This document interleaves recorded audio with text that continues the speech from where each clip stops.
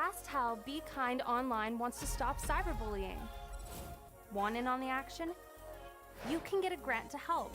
We award up to $1,000 for youth initiatives that help spread kindness and prevent bullying. It's easy. SaskTel has already given away tens of thousands of dollars.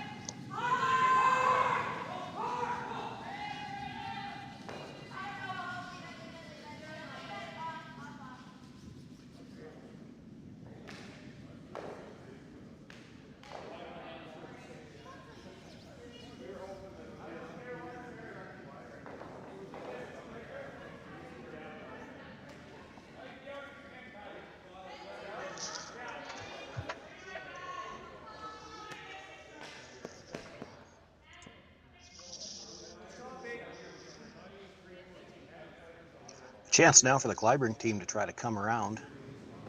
Trailing by 2 here, but with last rock in the third end. Staggered guard, they are center guards, not what they'd like to be playing with, but it is something to work with, and you can't peel those guards yet.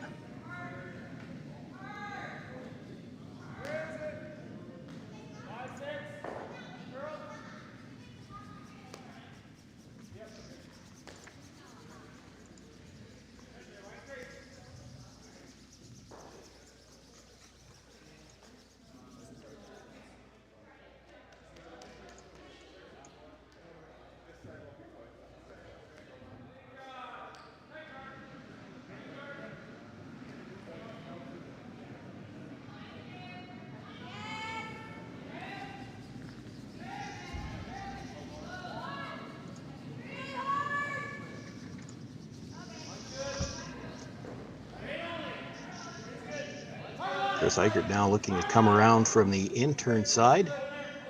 See if he can bury around those 2 staggered center guards and also perhaps get around that redstone that was just delivered. Use it as kind of a third guard for now.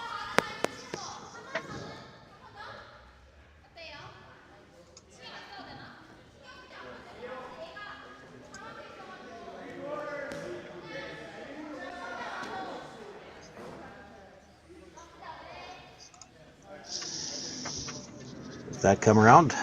No choice now for the Kleibrink team. Fifth rock's done, so they can start peeling those guards, try to open things up in the middle.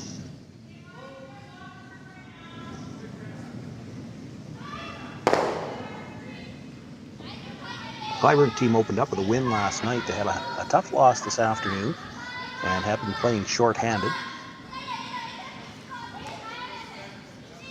The Laycock team played in the opening draw yesterday, and this is their first time on the ice since that time. And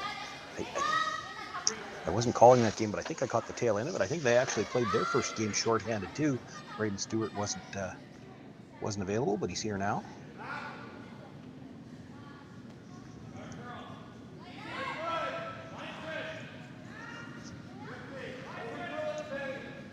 Chris Eichert looking to guard that situation in the middle. Actually, get a little extra curl now. He's got nice weight, but this is going to have to finish a bit to cover those stones. Good job by the Brushers. Brings it in line. Tyler Kleibrink perhaps eyeing up the run through.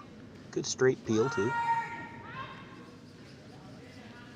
Not a lot of distance between them. The blue onto the red onto the blue. That's what they've settled on.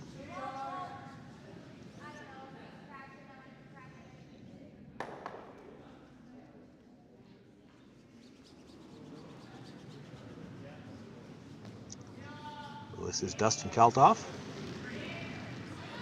new to the squad this year, longtime Saskatchewan curler. Curling is the import on this Alberta foursome this year. Makes the hit on the guard, drives it by the stone at the top of the 12-foot, rolls the shooter out of play.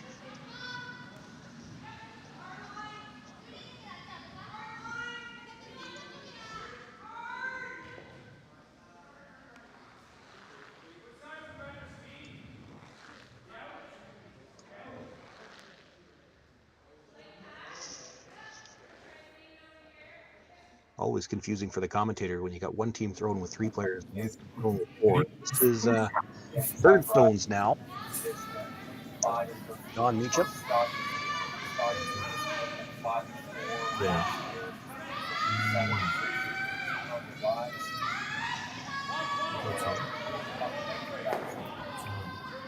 안쪽까지 네, 물었어요. 네, 물면 됩니다.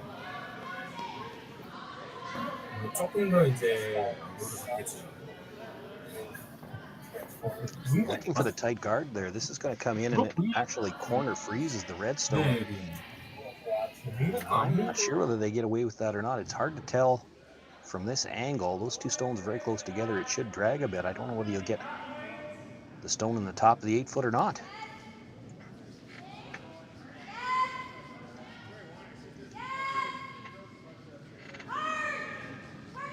I apologize to the viewers at home.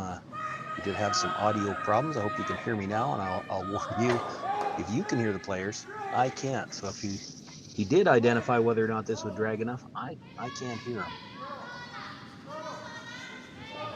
First things first, you'd like to get the hit and roll. It's going to be a little thin on the first one.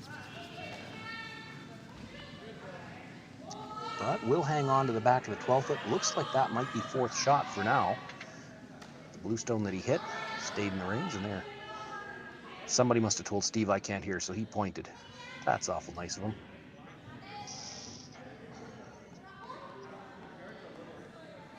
Still tough for Steve Laycock to make a play on any of the Reds without leaving some kind of double around.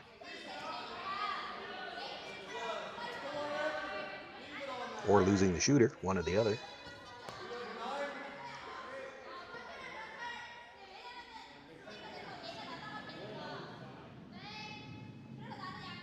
Could play that guard one more time, but when you start to have some Reds piling up, I don't think he's comfortable leaving 2 of them in the rings.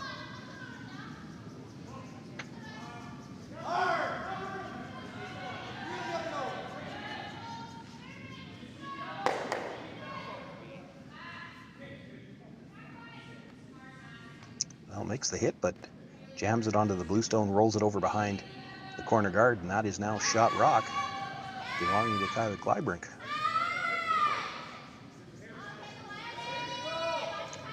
looking to hit and roll off the stone at the top of the 12-foot.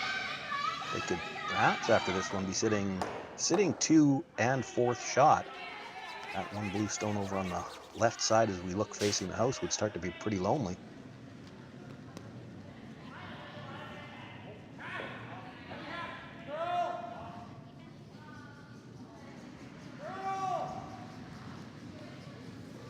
Early switch on the sweep here. This is really going to have to curl.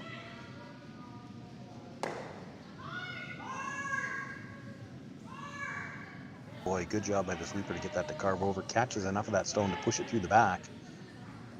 The shooter rolls over to the edge of the 12. Hard to say from here whose second shot. Could be the red. There's probably enough of a port there that Steve Laycock could attempt the double through the open port.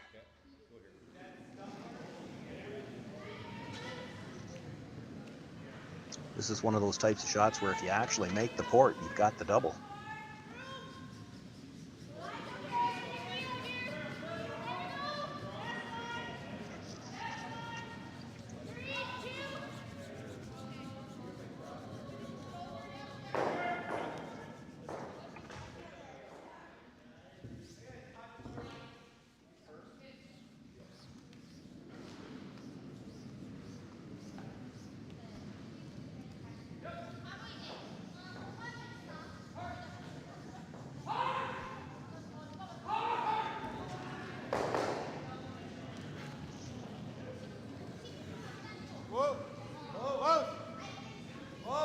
Just waiting for this to curl through the port. He's close.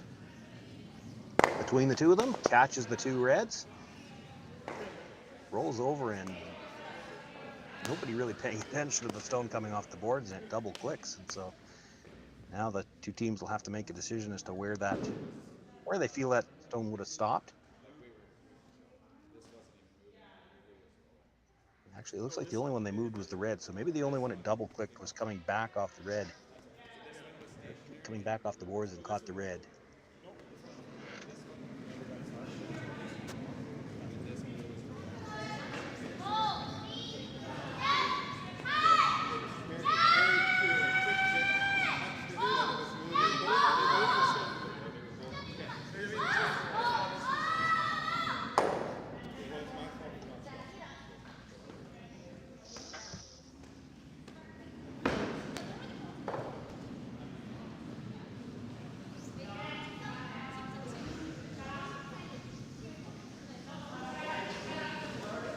So they've got it settled where those stones should be now, and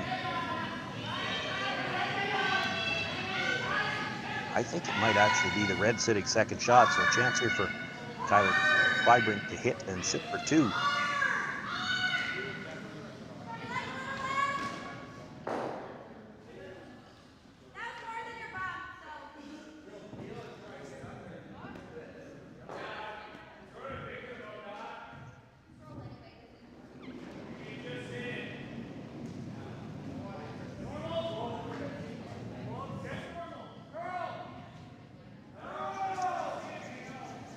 Needs to get to the inside of the nose here if he's going to roll in to sit second shot. This is hanging on him just a little bit. Makes the hit, stays right there.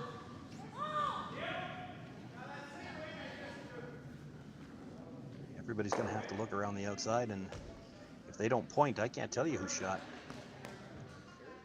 I think the stone that Kyler just delivered is third for sure.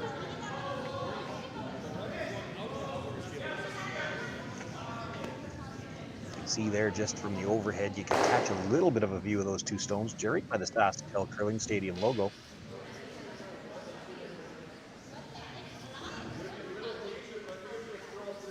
Boy, from that view, I almost think it might be the blue stone that's shot rock. Doesn't really change the shot here for Steve Laycock. He's going to come around the corner guard, try to get his force that way. I guess if you were absolutely positive you were shot rock, you might draw to the open side.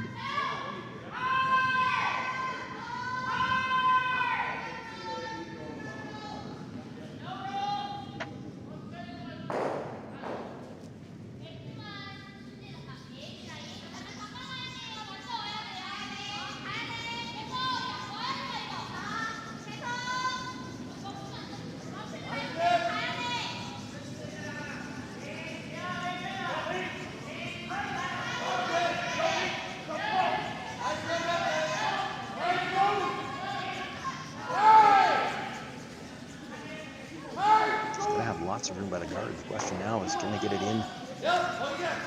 Shot rock can get a piece around cover. If they can drag it far enough back, they should bury a piece. Well, not a big piece, but probably enough. There's not any kind of double available.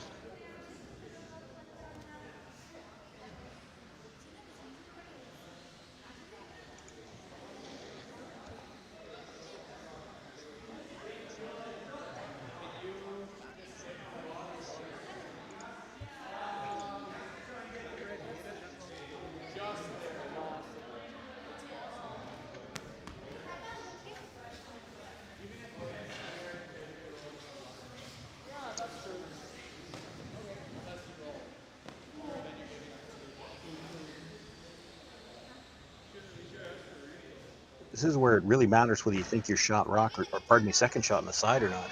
Tyler Kleibrink talking about I think, looking at whether or not he can get by with enough to pass it by the stones at the back, perhaps get through that way. Does he play the run back, try to stick it and get his deuce that way?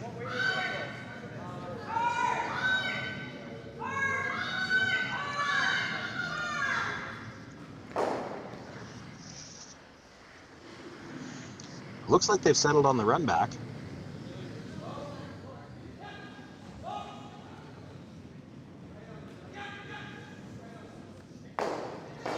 It would be a tough way to play it, but if you ever hit this just perfectly, almost straight back, maybe just a little bit, just a sliver low, catch that blue stone thin, bring the raised stone across and make the double on the blues, you might even be able to get 3.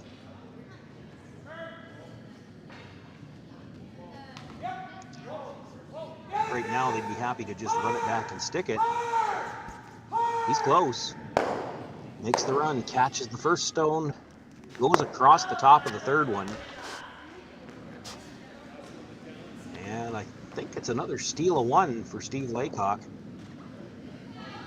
That'll give him a score of 3-0 as they go into the fourth. Tyler Kleibrink continuing to have last rock. We asked Saskatchewan what they know about 5G. More speed, more innovation. It's gonna make our lives a whole heck of a lot easier. This is what 5G looks like. Better, faster. Sounds like one more G. Sounds pretty good. I don't know what it means. All you really need to know is the future of 5G is here and will continue improving through investments in network technology.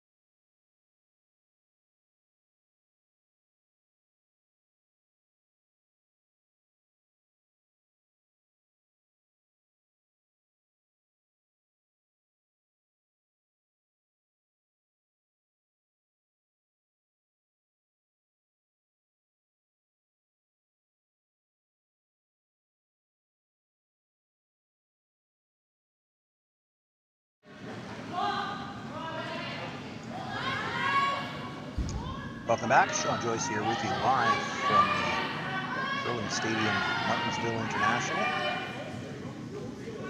Fourth end action. We thought perhaps it would steal a 1 if we went to the break. It turns out that Tyler Kleibrink did just need to stick that. Would have had a chance for 2 with the rollout. He only gets the single point, but closes the score to 2-1. And it is now Steve Laycock with last rock as we begin play in the fourth.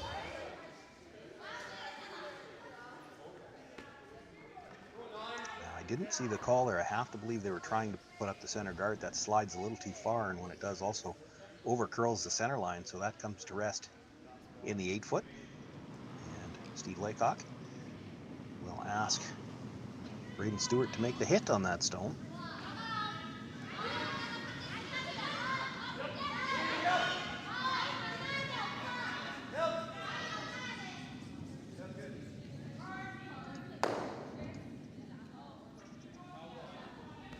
Makes the hit, rolls over a little bit towards the center line. You might see a bit of an exchange of stones now. It's probably a little early in the game for the Kleibrink team to go all out to try to steal in an even end. Only down by 1.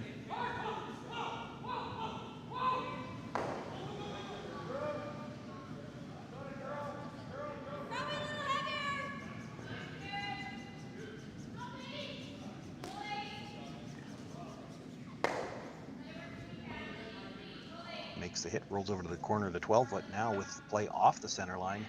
And in the 12-foot, Steve Laycock will take advantage of the opportunity to throw one corner guard that will still be in the free guard zone for one more rock.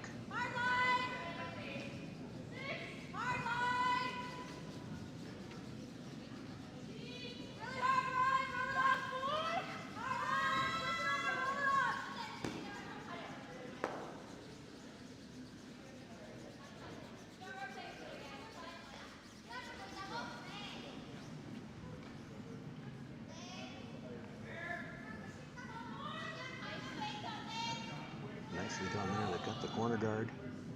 Nothing in the middle. Tyler Kleibrink, not really much to work with. And now you have to be a little concerned about not letting a chance for 2 set up here. He's going to throw the center guard for now.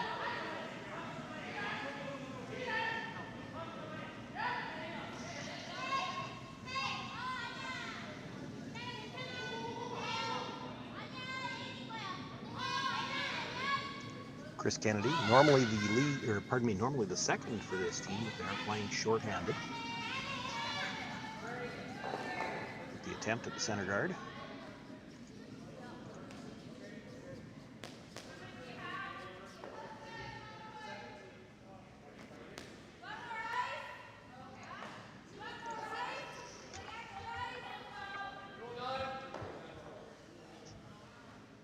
Over curls the center again just a little bit, but it is a good guard. Steve Laycock will make an attempt on the stone in the corner of the 12-foot now.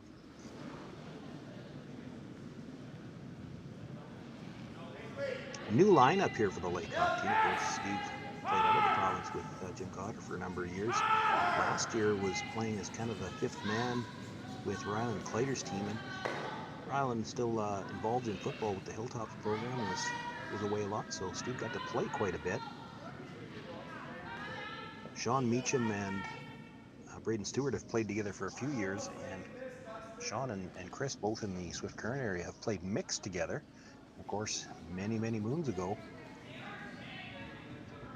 Sykert playing with Steve Laycock, winning a World Junior title.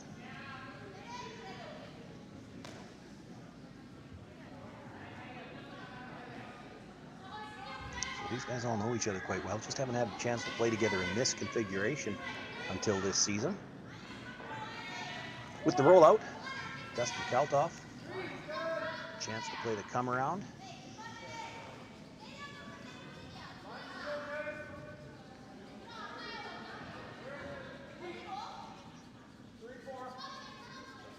For those of you who were watching this afternoon, I was talking about it then as well. Dustin, an accomplished doubles player, so even though this team playing with 3 players, they still get 2 sweepers because he's quite used to jumping up and sweeping his own rocks.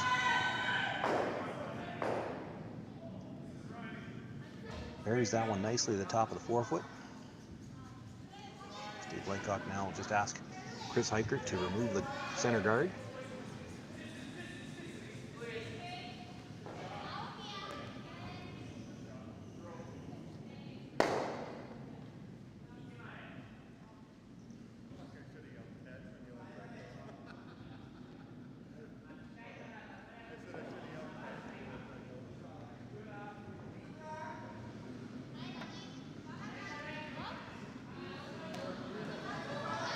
Dustin Kaltoff being asked to put it back.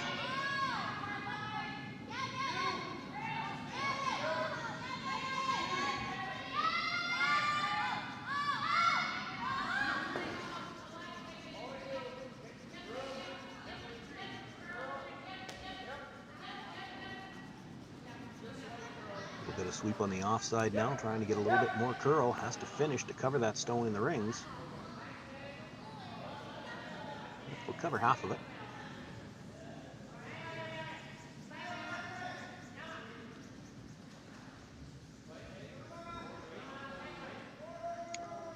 Steve looked at it a little bit, but I didn't see any indication. I think he's just playing the straight peel here. There is a little bit of an angle. You could go after the run through and roll over.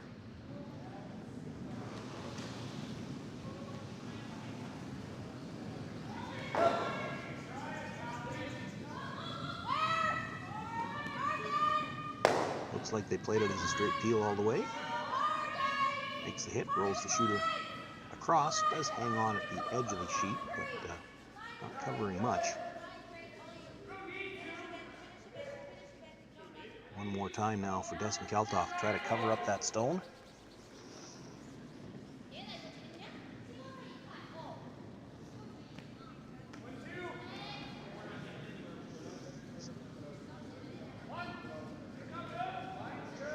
A little more early brush on this one.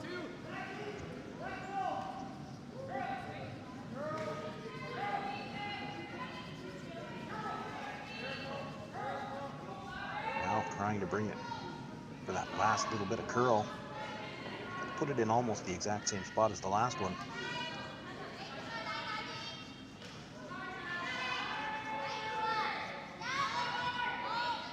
So another attempt for Sean Meacham, simply peel the guard.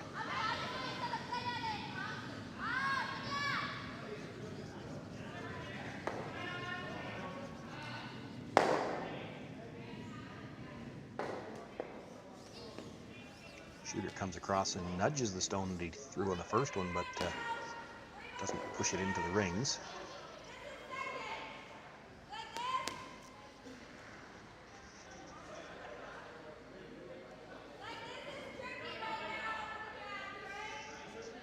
Skip stones now. Kyler Kleibrink with his first, and he'll be attempting to put that guard back one more time.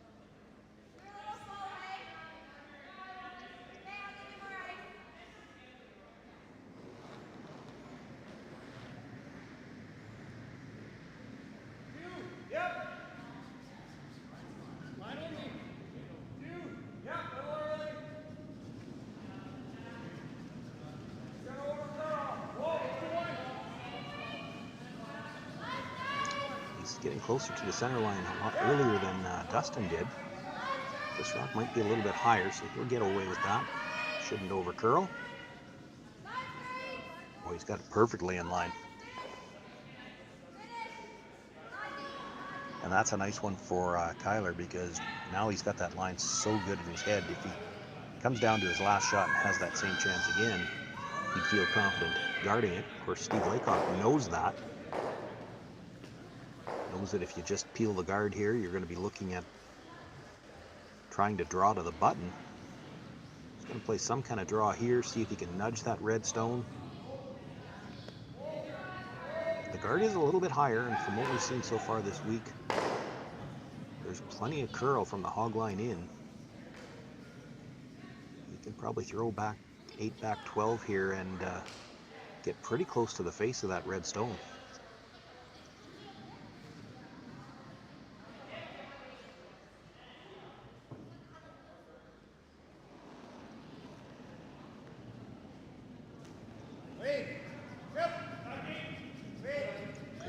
Picking it up early. This looks like he might have been a little bit tight. They're going to have to go to get by that red guard. Both brushers on it. They're not going to get by now. It's even going to roll off. Boy, I think in addition to being perhaps a little bit inside, definitely light. And now a chance perhaps for Kyler Kleibrink to set up a steal.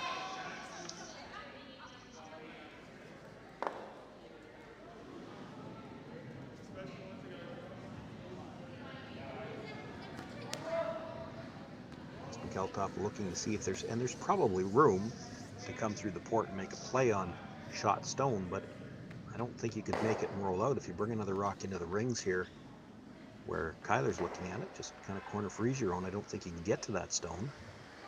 He can also make the draw tough by getting to the top 4 foot here. You'd have to go out wider, and that brings that corner guard into your line of sight for Steve Laycock.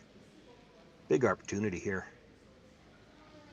As I said, these guys came off the ice this afternoon in a game against Colton Flash, and the Flash foursome was absolutely dominant. They had Last Rock to start the game and had the Kleibrink team under pressure the whole game. So they're looking for a bounce back here, and this is a big opportunity in this fourth end. Looking to draw, sit 2.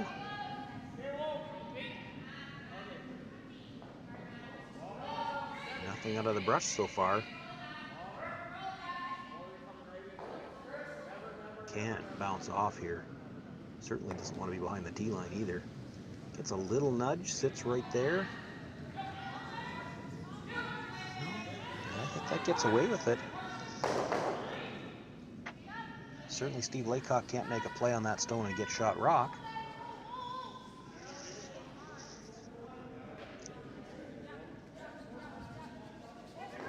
Dangerously close to sliding just a little too far there for Kleibrink. If that rub's just a little bit thinner or a little bit harder, rolls open, Steve Laycock has a shot here to get out of this. As it is, looks like he's going to make a play on the stone that was just delivered.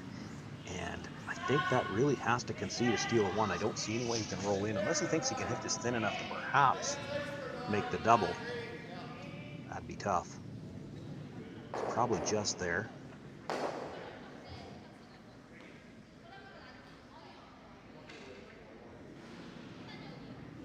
To make the double, you have to drive the first one very close to straight sideways, so you're looking at hitting the first one very thin. You'd flirt with missing it altogether, and I don't know that you want to take that chance.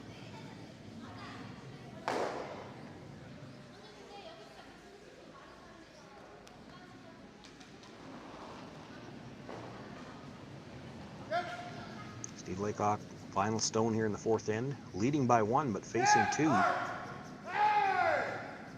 They were on this right away. He's going to be tight to the guard again and rubs the guard.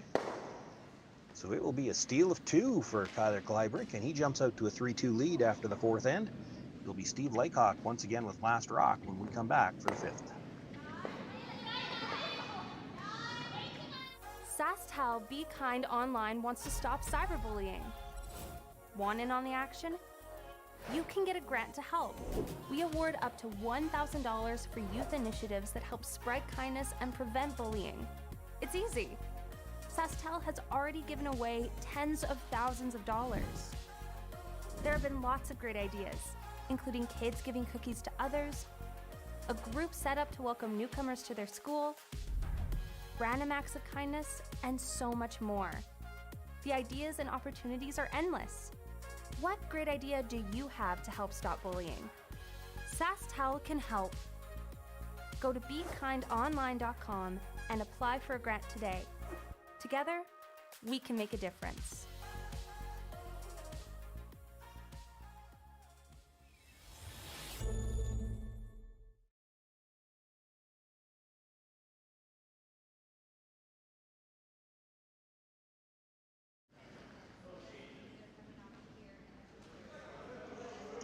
Well, an uncharacteristic miss, a couple of misses actually by Steve Laycock with his 2 stones in the fourth end, rubbing guards both times. Gives up the steal of 2, and the Kleibrink team now with the lead for the first time in the game.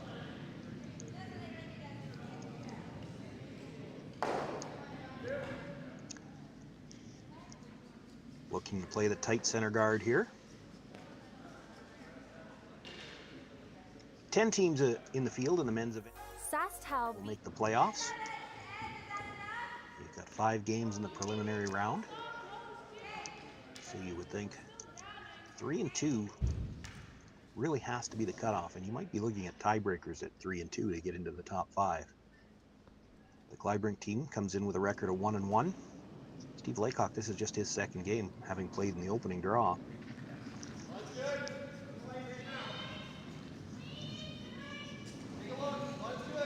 And in the back of your mind, you've always got to be thinking it's not just a matter of make the playoffs, because if you happen to sit in 4th and 5th place in this format, you play the quarterfinal. If you can finish in the top 3, you go straight through to the semifinals. Which is a nice little added bonus, especially early in the season.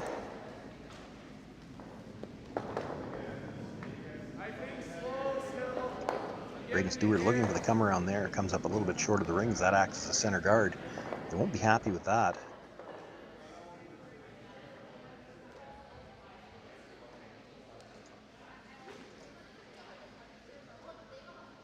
So a chance now for Chris Kennedy to come around those two stones.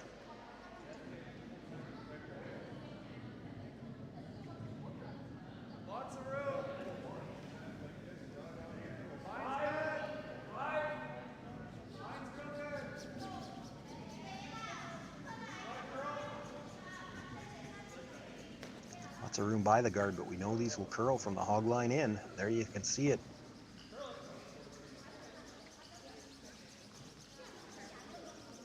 Boy, that came by the guard by over a foot, and it is dead buried. In fact, if the blue one wasn't there, it would have come out a couple of inches out the open side.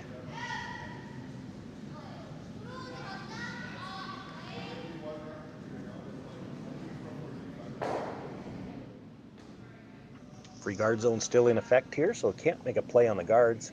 Braden Stewart will look to follow that stone down, sit on the corner of it. Little light with his in-turn draw on the first one. This is the out-turn.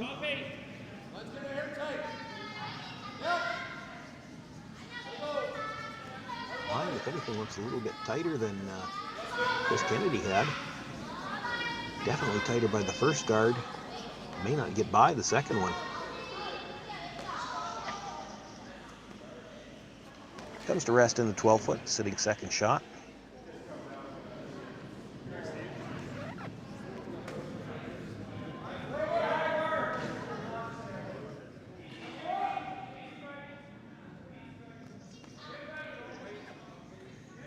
Kleibrink's first thought was to come around again from the other side. It's a comment from the hack end. I think they're a little bit worried about the positioning of that blue stone. It might be able to be tapped up.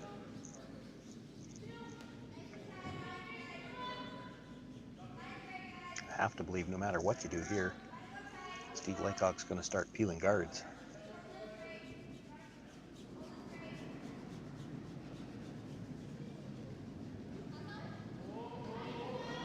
Looks like they went back to the, I thought it looked like they were going back to the first call. He went back to the first ice anyway. It does look like this might be an attempt at a guard though.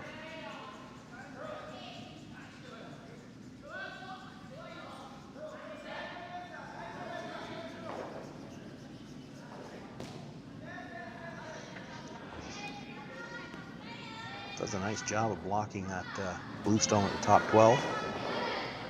Probably there if you wanted to make a draw weight tap, but Steve Laycock is going to start peeling guards now.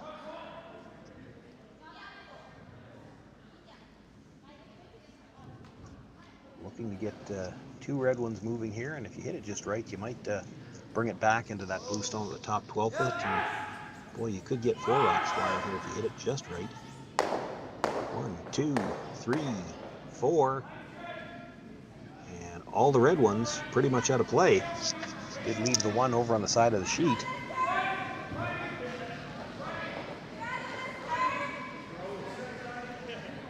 That's a good way to flip the script on an end.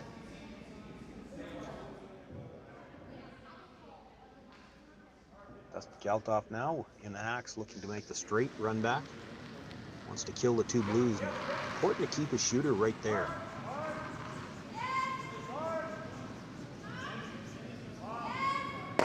He's going to overthrow just a little bit though. Feels the center guard, but his shooter's going to roll out of play. Now the only guard left is the long corner guard belonging to Steve Laycock. He's sitting 1 already. A chance to try to use that corner guard.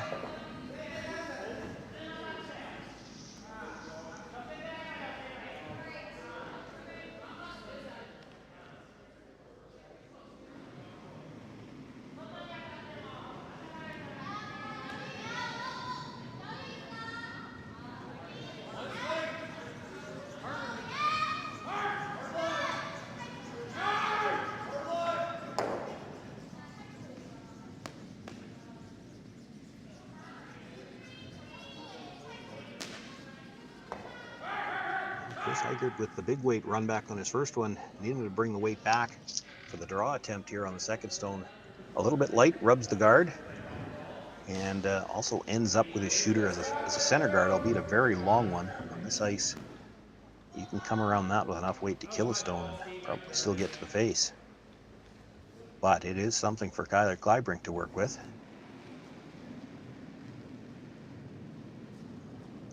Dustin Keltoff will look to make that play on shot stone.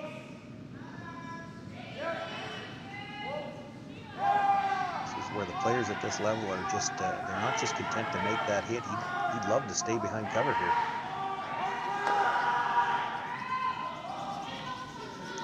And that shows you just how hard it curls. It actually came out past the guard. Maybe a little lighter than what they had in mind. They didn't actually kill the blue stone.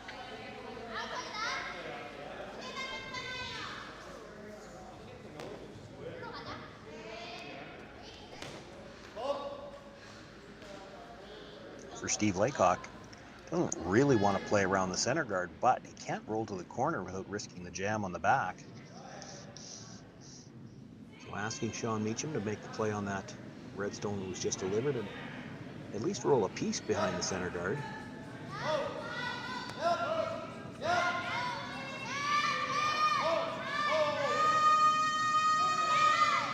And by the guard now, will it finish enough to get the roll? Well, just enough to pass that stone by the one at the back, but the shooter stays open. It's Laycock sitting 2. Tyler Kleibrink taking a look at the double.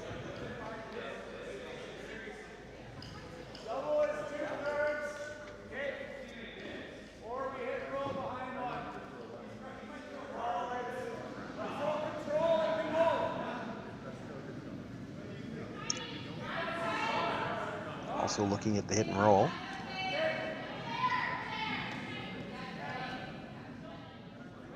Looks like they've opted for the double. Gonna throw real big weight at it here, so you might be able to make the double and roll behind the corner guard.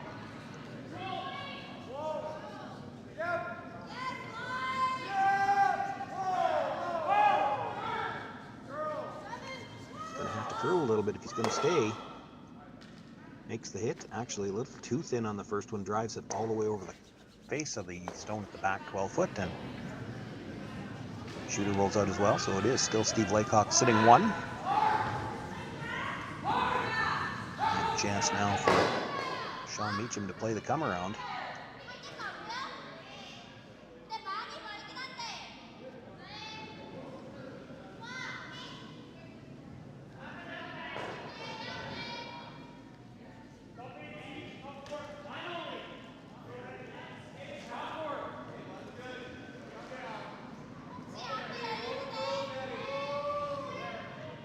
Brusher's just cleaning. He's got lots of room by the guard, but we know it will finish.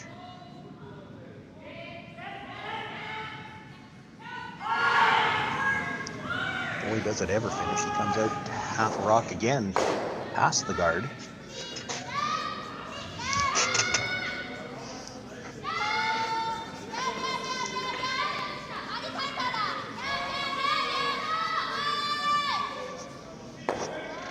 Kleibrink going to look at the double again, I think.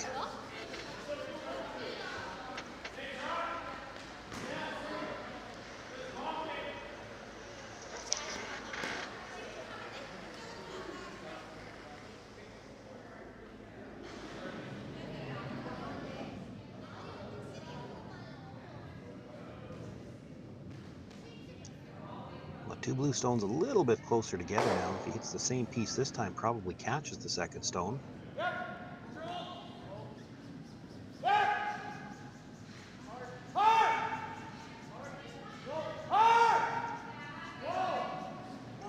Pressure was on it early by the guard. Catches the first one, catches the second one, but maybe a little solidly, and doesn't get it out of the rings. Now he does hang his shooter on for shot rock behind the corner guard.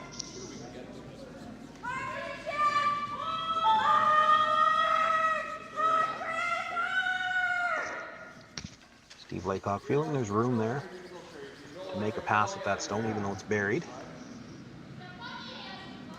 And from everything we've seen so far this week, the shot's there. Of course, these shots are always a little bit more difficult. And Tyler Kleibrink, at least you made his shot tough here, and that's what you want to do.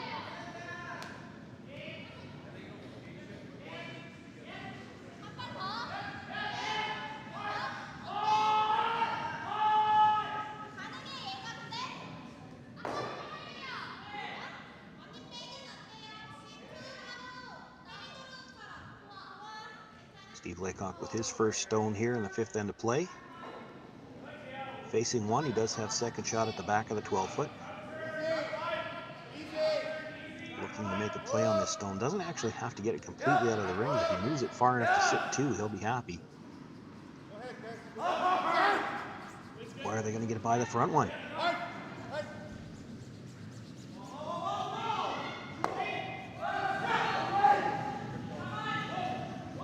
Well, great eye by Sean Meacham. They certainly didn't pound that stone to get it by. He gets just by the front one, gets to the nose of the second one, and the red stone, and pushes it just through the back. Sits two now.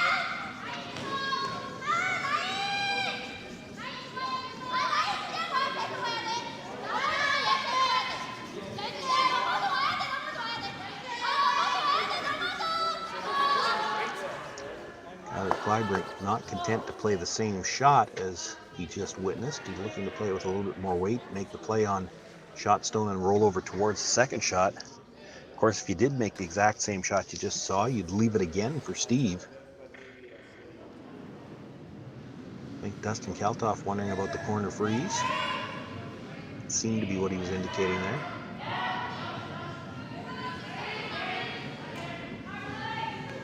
Good shot if you make it, tough shot. I think they've gone back to the first call, which is to play the hit, and with that ice, I think they're playing to roll towards the one at the back of the 12-foot.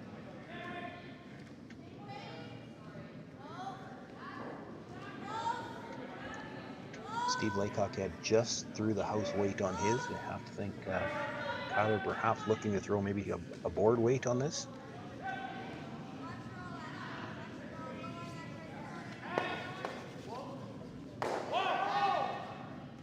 Picked the brush up early, now backed off.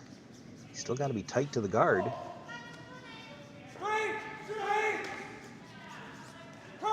By the front one. Takes the hit, pushes it through the back, but gets no roll at all.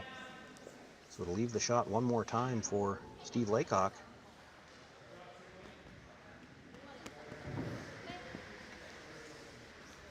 And he won't have to flirt with the guard quite so much this time. He's got all kinds of room to roll towards the middle.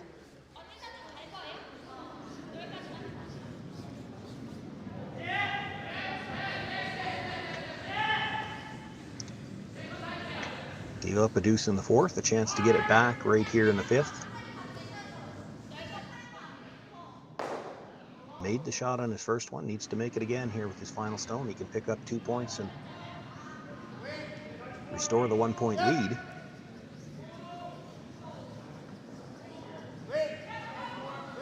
Looks like it was on the brush right away.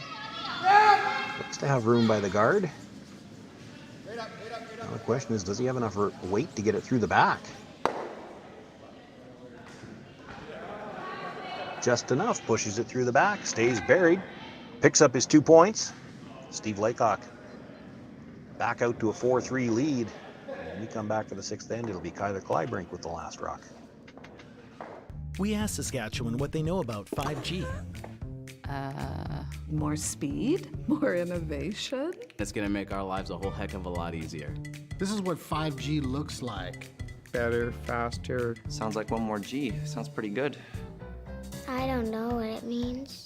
All you really need to know is the future of 5G is here and will continue improving through investments in network technology.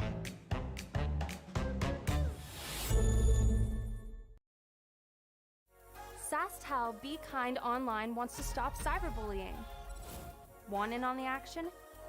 You can get a grant to help. We award up to $1,000 for youth initiatives that help spread kindness and prevent bullying. It's easy. SaskTel has already given away tens of thousands of dollars. There have been lots of great ideas, including kids giving cookies to others, a group set up to welcome newcomers to their school, random acts of kindness, and so much more. The ideas and opportunities are endless. What great idea do you have to help stop bullying? SaskTel can help. Go to BeKindOnline.com and apply for a grant today. Together, we can make a difference.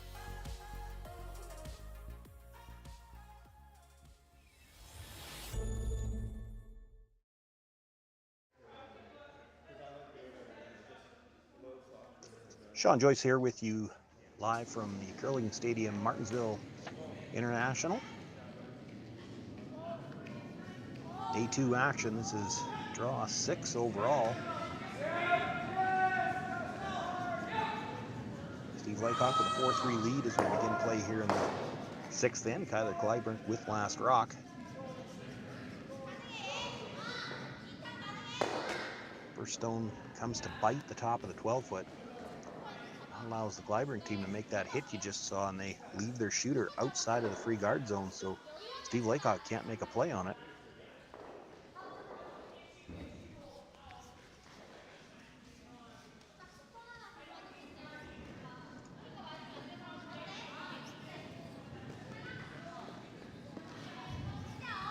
Brady Stewart looking to throw the center guard here. You get a bit of an overlap with that red. Use them as double staggered centers and see if he can't get something going here. He'd love to get a force.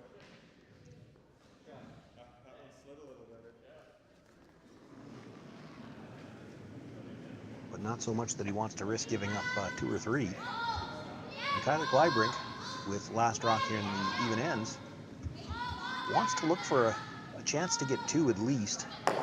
Gonna throw a corner guard here.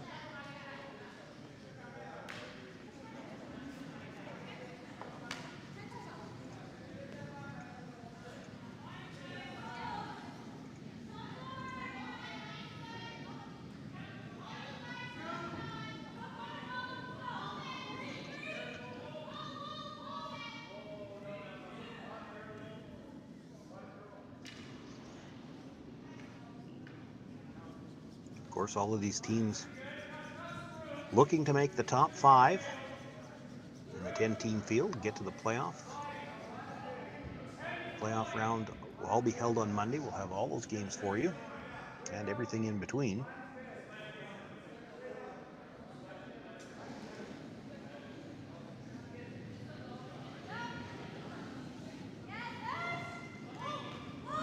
Steve Laycock now asking for the come around. Chris Eichert looking to come around the tight blue center guard.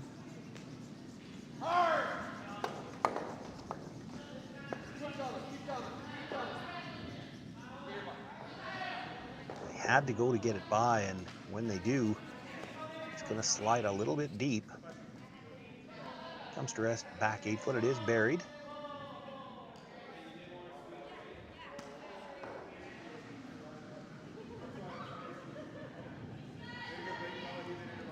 First indication from Kleibrink just to try to follow that stone down, but he'd like to stop in front of the tee line.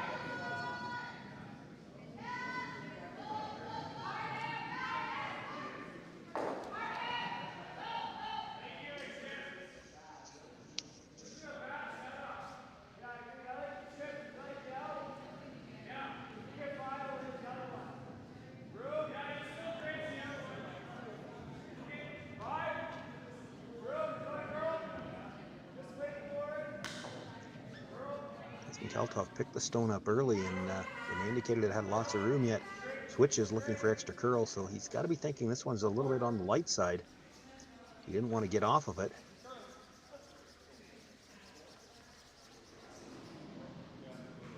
And good judgment there from Dustin Kaltoff. Brings that all the way down, gets to the top of the 4 foot. It is shot rock, and it is dead buried.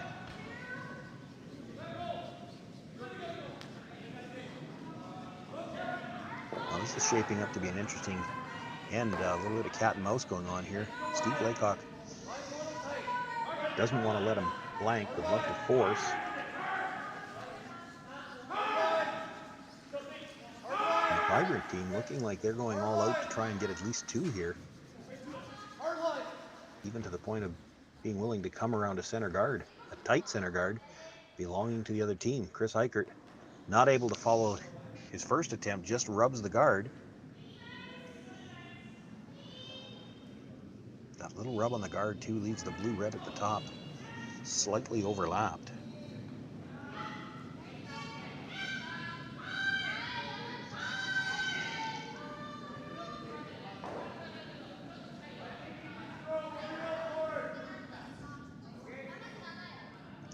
Dustin Kaltoff will look to make a play on the stone that just came into the rings.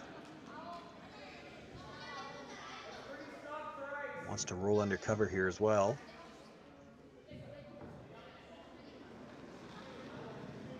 Won't be second shot when he does that. He'll be sitting shot in third.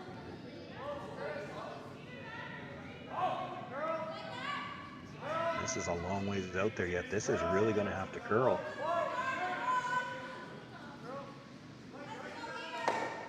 Comes enough to get to the inside and does make the roll.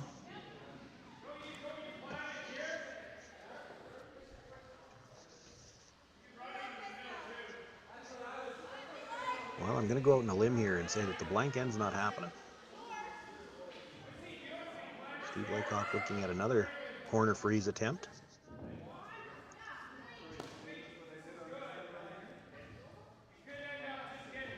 Boy, you have to be careful with this. If you ever just nudge off a little bit, you might be able to leave, you might leave some kind of a double where you might be sitting three. So it's a delicate shot for Sean Meacham.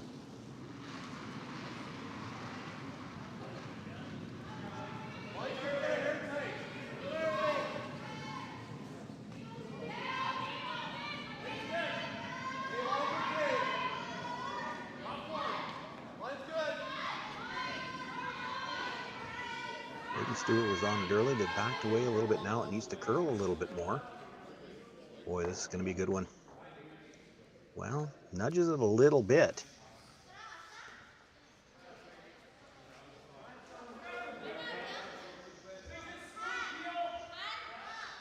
Steve Laycock thinking the same thing as I am. He went over to take a look. If you play blue onto red, does it go straight onto the blue at the back? It kind of looks like it goes over the top a little bit.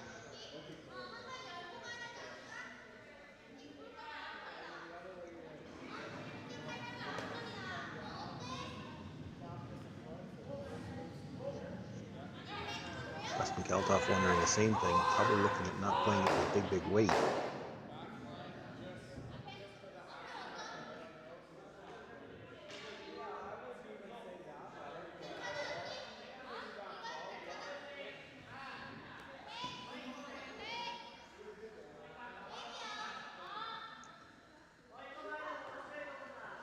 So with that broom, you got to think they're playing it with kind of a draw weight. Might even be just trying to get to the nose of the blue stone and just sit on it.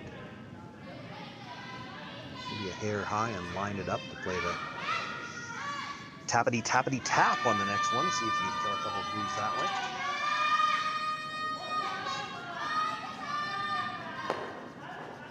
It's all about getting the right angle on a shot like this.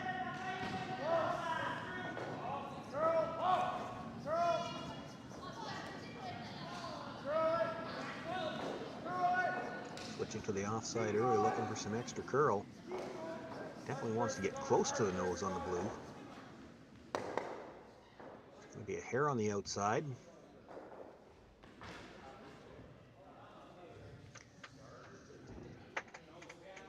Steve looking at it again. Is there a chance you could get to the inside of that red? Red onto blue. The blue comes back onto the red at the back forefoot. And your shooter rolls in behind like that. Can you get two blues out of there and sit three? Or pardon me, two reds out of there and sit three? Sean Meacham wants to take a look at these angles.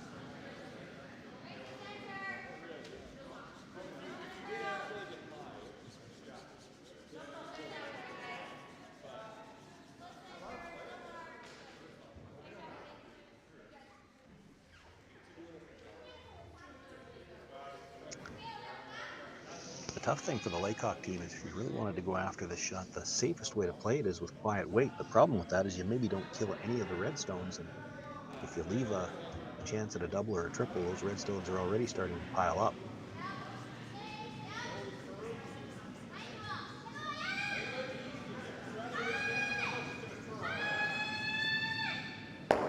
Sean Meacham from the hand signal I saw looks like he wants to throw it with big weight, and with that broom, I think that's what they've settled on.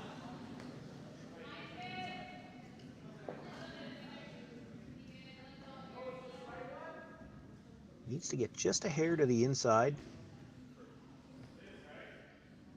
Clip the blue on the way by. The blue will go into the red at the side of the forefoot. You'd love to roll your shooter over at least a piece under the guard.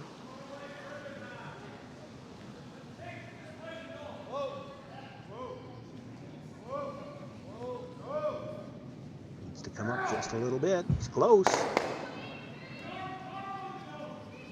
Needed to curl just a hair more. He makes contact with the stone at the back, but the first raised stone spins to the back of the 12-foot, and his shooter stays in the open. So it looks to be Laycock sitting 2 right now.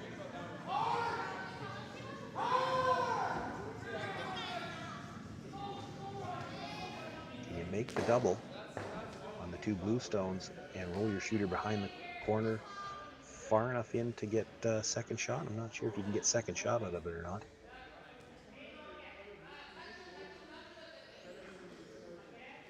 Be close.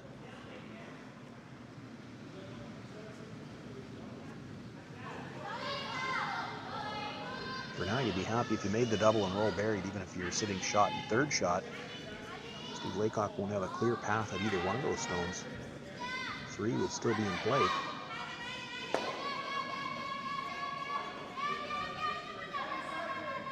Always for bumper weight. Of course, really, you don't need to kill these 2 stones. You just need to get them out of the 8-foot. The key here is to hold the shooter, and ideally, roll it behind the corner guard.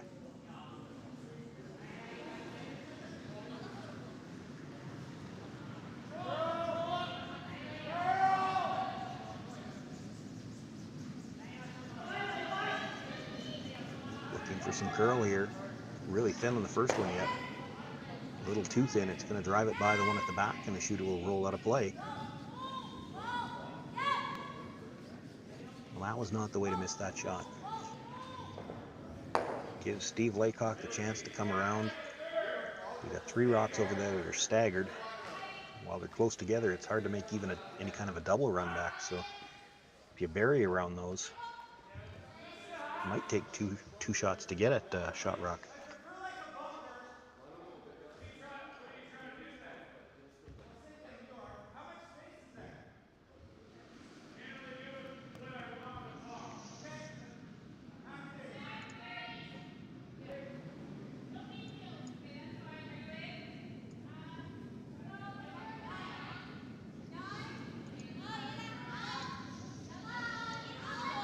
Big shot here for Steve Laycock, a chance to come around, sit 2. More importantly, you can get into the 4-foot area behind 3 rocks, and probably not enough time for either Kleibrink to really do much with it. And the 2 stones remaining for him. This is going to come up short. Takes away any kind of draw path through the middle, but well, actually it over curls enough at the end. There's probably still a port there.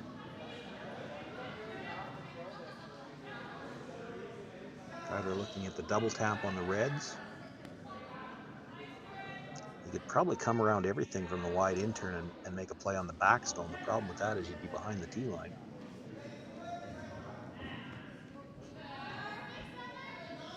What I'd be really worried about, and I think you see Dustin talking about it now, if you leave Steve Laycock that same draw, and yes, it's a little bit more difficult now, but the port's still there.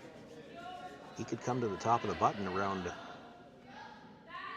3 guards out front and the one at the top of the 8-foot. You're not going to get to it with your last stone.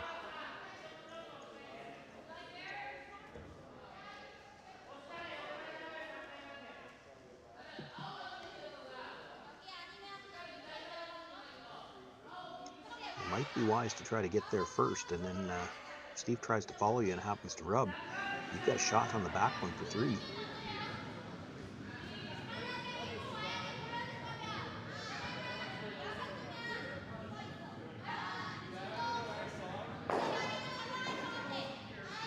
Looking at taps on the red, the thing is you can't see all of that red stone. If you make the double tap, the stone you're tapping first is still sitting as 4th. You're never bringing it into count. You're still going to have a tough shot with your last one.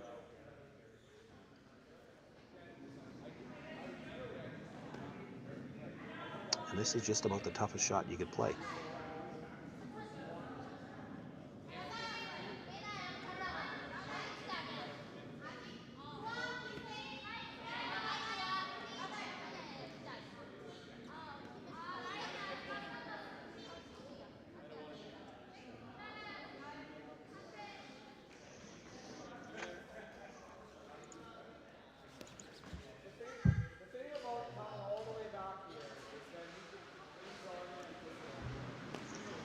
Hoping to have mics on these players tomorrow. I would dearly love to know what they're talking about right now. It looks to me like Kyler really wants to play the double tap, but I don't think he's got either of the other two convinced that they get as much out of this as he thinks.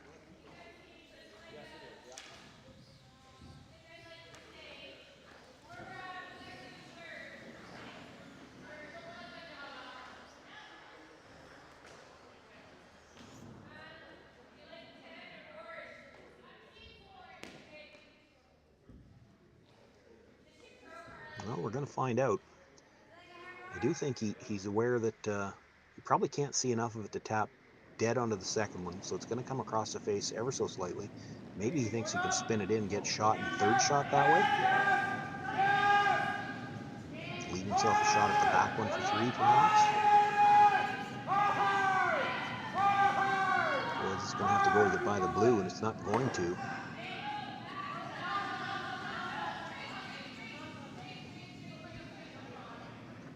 Pushes it back, leaves it in play in the back 12-foot.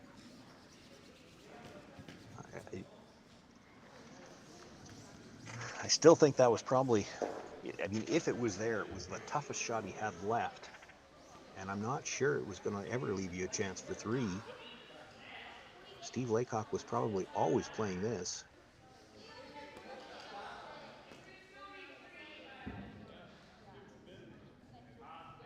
You had the opportunity to make it first.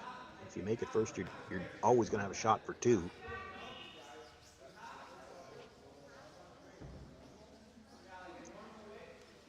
Steve Laycock has made a career out of making you pay for tactical errors.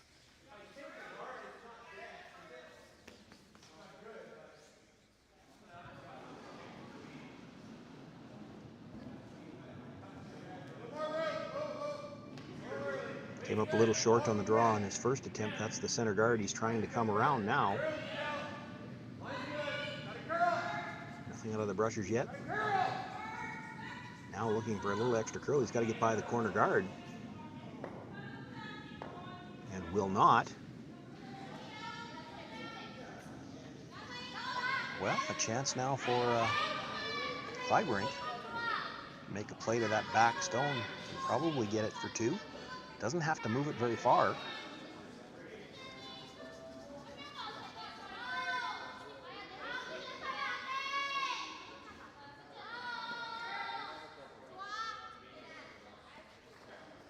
I think when they're pointing like that, probably talking about a shot from earlier in the game and the line as to where they need to be with the broom here.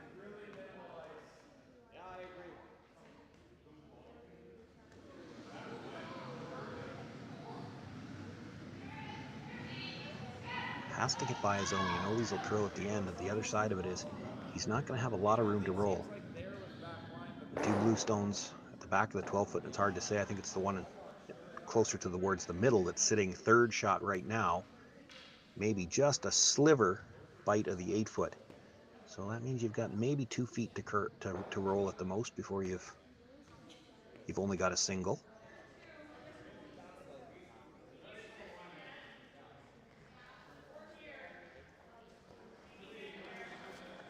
And I think they might have switched gears here with where they're putting the broom now. It looks like they might be playing the angle slash.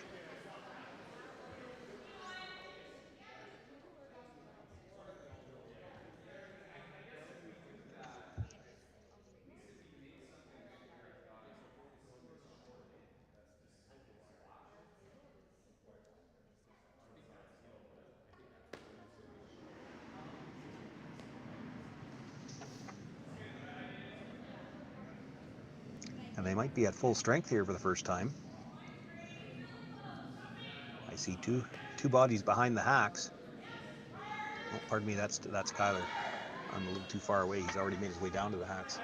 Still talking it over with Chris. Boy, from the hacks, it's got to look like he's got a shot at that back one direct, but he's going to play the angle slash.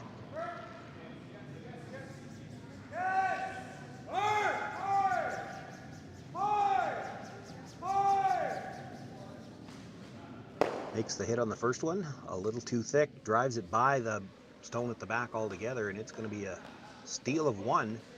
Steve Laycock will take a 5-3 lead now after 6 ends of play, and Kleibrink will keep last rock into the 7th.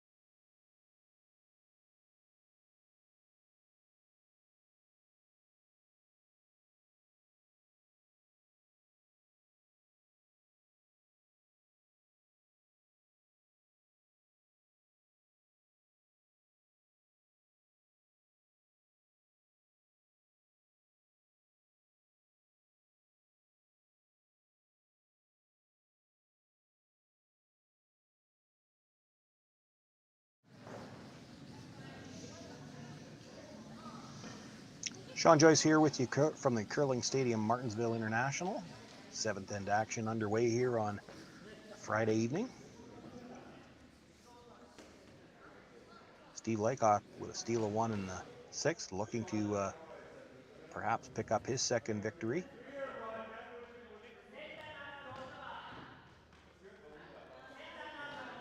Drops the stone just short of the rings, and you'll see either Kleibrink try to play the corner guard here.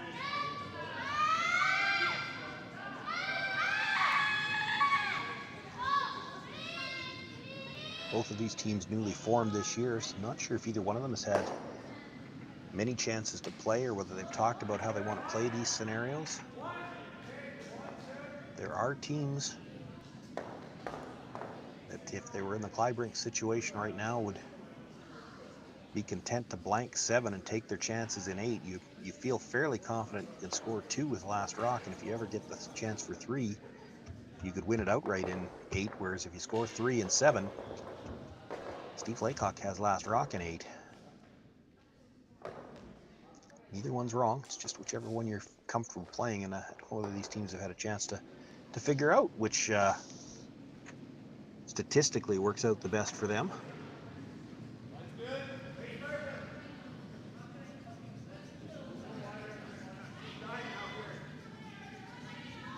Steve Laycock doesn't have much to think about anyway. He's just going to play some defense here, get the rocks into the middle, forcing Kleibrink to deal with them eventually, and he'd be happy to see a single point go up on the board either way. Doesn't mind if Kleibrink gets 2, that would give him last rock coming home.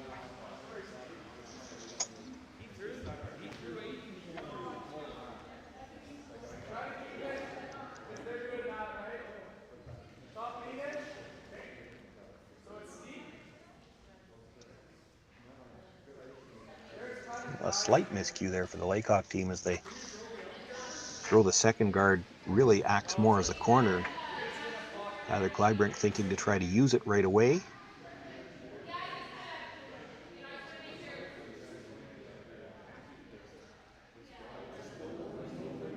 Would have the option here if he wanted to try to throw another corner, tight corner behind his own. The only risk you have here playing the come around now is that the 2 stones you're coming around are both blue. Steve Laycock can play a run back, start eliminating rocks.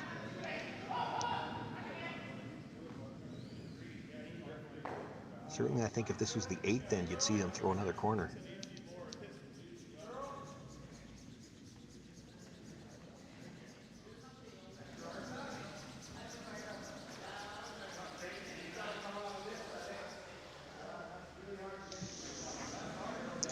Brings it in to sit shot rock in the 12-foot, and now, because it is a blue guard onto the red in the 12-foot, gonna try the run back. If you straight peel it, that's not the end of the world. The other indication from Steve, try to roll this over back to that center line. That's where you wanted the 2nd guard originally anyway. You could accomplish a couple things here. Pressures are close. Needs to get just to the inside of the nose. Boy, they might have lost that one a little bit. No, he catches enough of it and going to drive it through the back.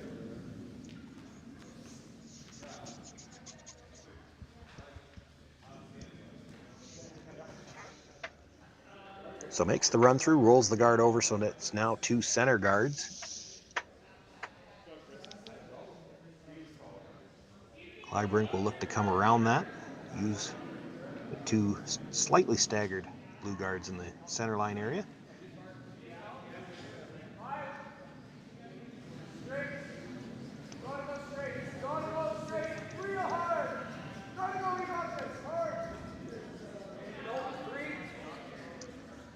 Doesn't look like this is going to get by. Might have been a little bit light as well. Well, decision time now for Steve Laycock. There's a lot of guards out there to try to peel them all, and center line is really plugged up. You don't have last rock here. Why not come right around everything and put some pressure on here?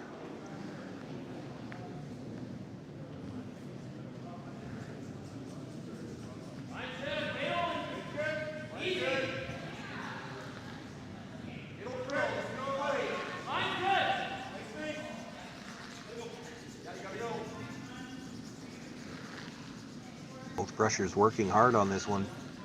Got plenty of room by the guard, but maybe doesn't have quite the legs to get to the forefoot. Comes to rest, full 12, just about fully open. That's not a bad spot for the Laycock team, though, because that stone is still usable and takes away the draw path.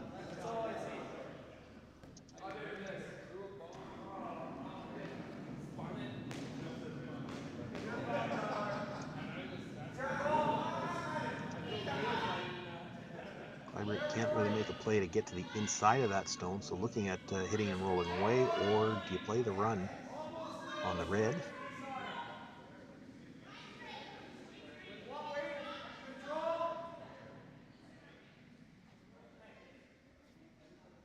It looks like he's got room to get just to the inside of that red stone, drive it back onto the shot stone. Might even be able to spill in behind cover.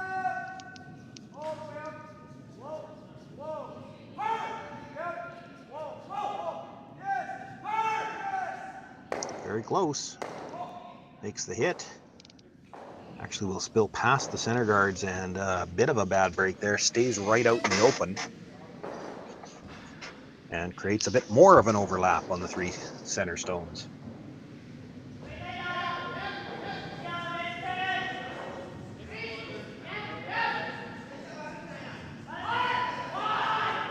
Not sure what the discussion there is at the back. Well, I don't think anybody saw that stone to know whether it's still in play. It hit the divider. And I only know that because I got to watch the replay. But nobody was watching it. They were all watching the other stones.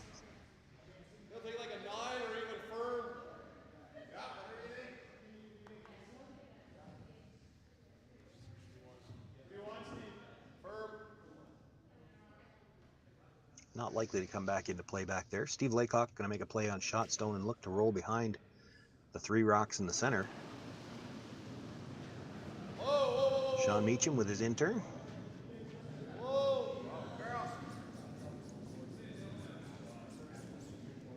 This is going to need to curl if he's going to stay.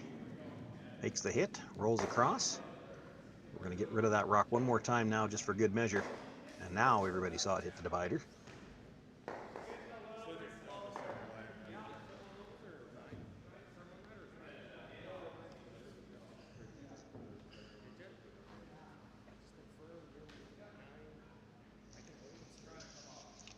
So now Dustin Kaltoff with the draw attempt.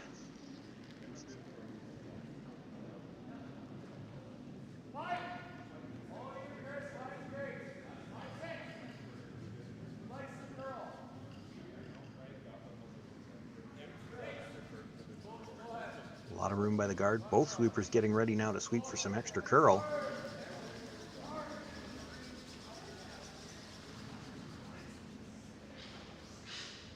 And they may have waited just a little bit too long. Doesn't manage to make it to the rings at all.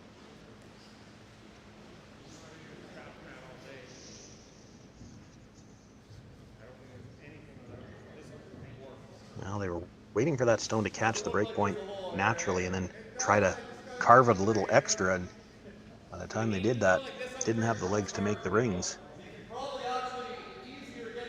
For Steve Laycock, tough to make an out-turn draw through that port. By the time you're by the corner guard, be really tough to get by the tight blue one. So looking at perhaps trying to tap it in. You want to keep the shooter close to right there, though. If you roll too far with the shooter, you'll actually you'll open up a draw path for Kleibrink.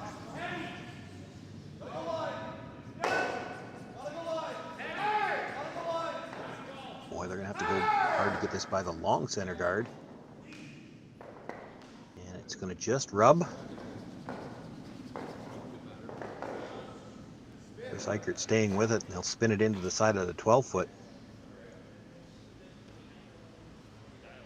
Important, because that could be the rock that prevents a blank.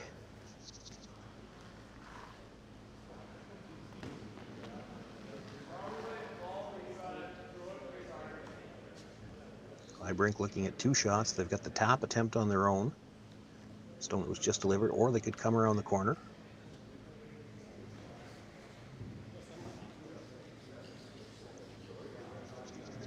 Opting for the tap. This might be one of those ones where you ask for the input from the other end, and Dustin just threw this shot, so knows what he needs to do to adjust the weight here.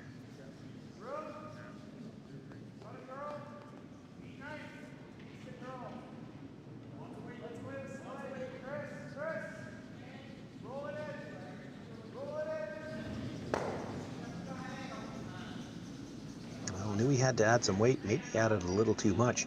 Does tap it in for shot rock, but on quite the angle, and a shooter into the rings as well, but it sits third shot.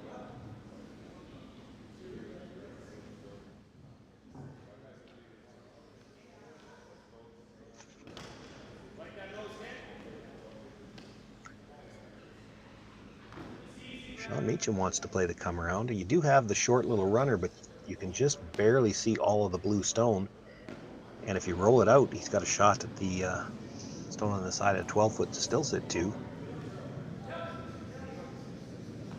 If you can make the come around, there's 4 guards protecting you.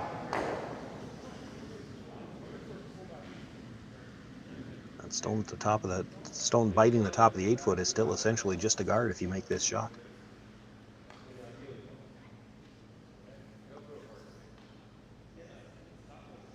So they settled on the draw.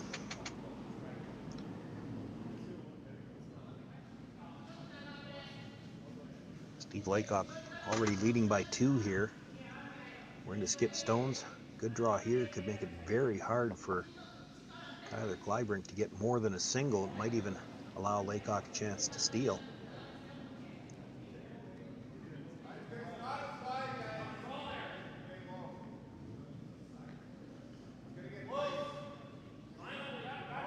Brusher's staying close to this. You know it's going to move hard at the end.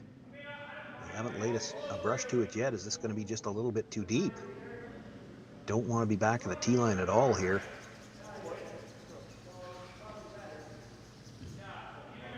And it will come to rest full back 8.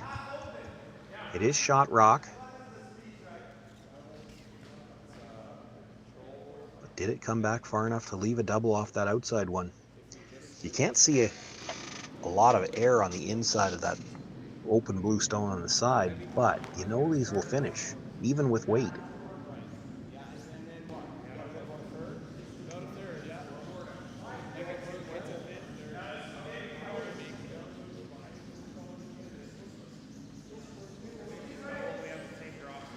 And probably worth the risk for the Kleibrink team here. If you can make the double, you're sitting 3.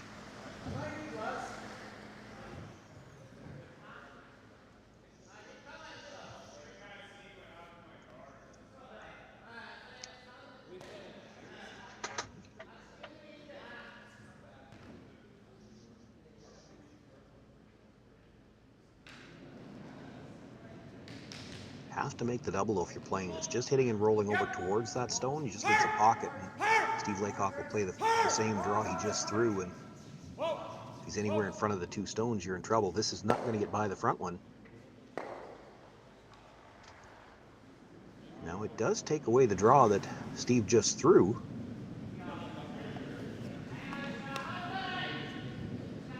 And definitely that blue stone is open now. There's a double available right now. If Steve didn't throw, there's a double there for 3. So Steve's going to make a play on the open red stone.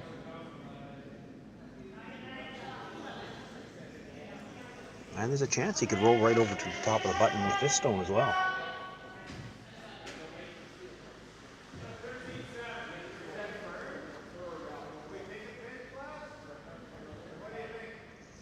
Make a good roll here, and Kleibrink might have nothing left but the angle running on that one red stone you see out in front of the rings that's not overlapped on anything.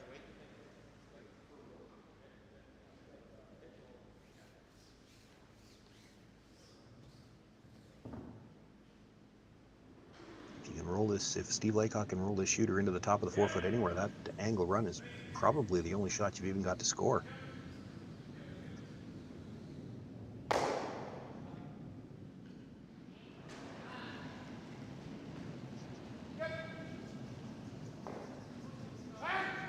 Chris Eigert on the brush right away.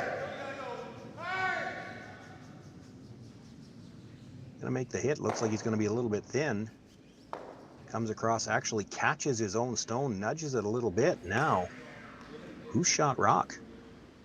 I think it might still be the blue at the back of the 8 foot.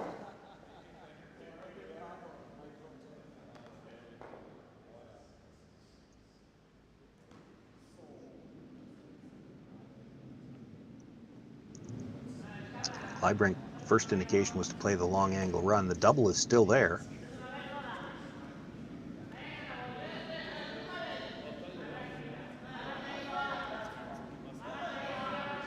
It's all a question of which one you feel more comfortable with. He wants to try to score 2, so those are the 2 shots he's looking at. Split might be there. That's what they're looking at now. The problem is your shooter's going away from the center line, so it's going to get into the skinnier part of the rings, and it looks like you need to be full 8 foot. Thought he might still play the double because it is the same shot he just played, although he probably would like to play it from the other turn. He's looking at it now. That is a long angle run back when you have to dead stick it.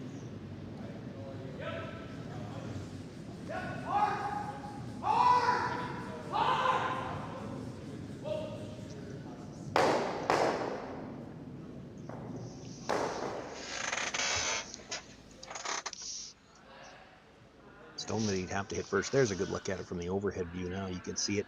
It's a thin double. Probably about 1/8 of a rock.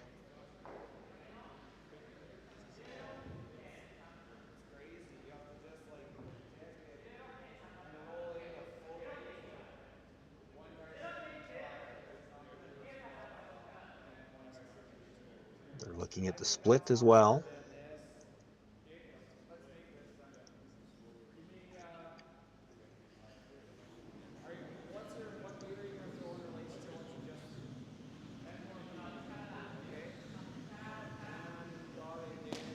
It's actually, it may have hurt their chances with this double a little bit that Steve pushed that stone back a little bit.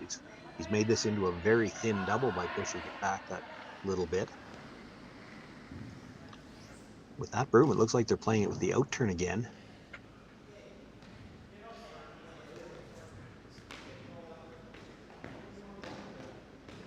Thought they might opt for the in just because you get that little bit steeper roll with the coming into the stone, and it is a very thin double now. On the brush early, now back and forth. He's got to be close. Makes contact with the first. Catches the back end of the second. Now will it stop in time? And no, it will slide just through the back of the rings. That was within a whisker of picking up 2 points. As it is, it'll just be a single point here for Kyler Kleibrink in the 7th end. Steve Laycock will take a 1-point lead, and last rock into the 8th end of play.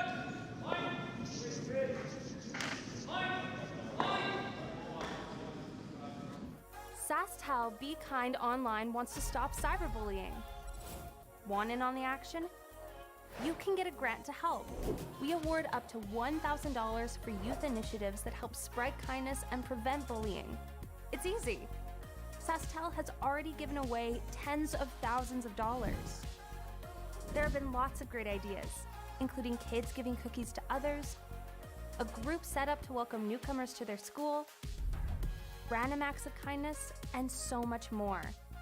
The ideas and opportunities are endless. What great idea do you have to help stop bullying? SaskTel can help. Go to BeKindOnline.com and apply for a grant today. Together, we can make a difference.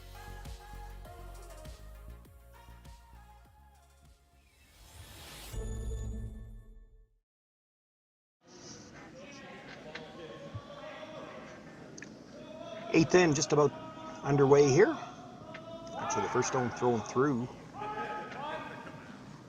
Pardon me. First stone is the guard attempt here by the Kleibrink team. So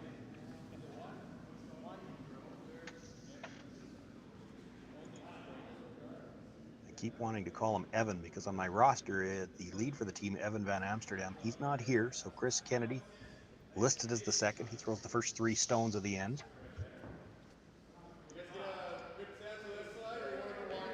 Puts up the center guard.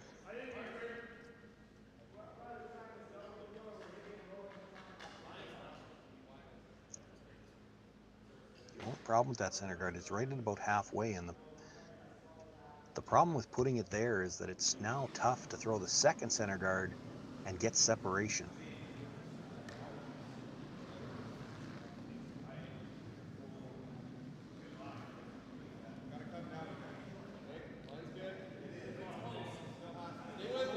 Steve Laycock asking Braden Stewart to come around that.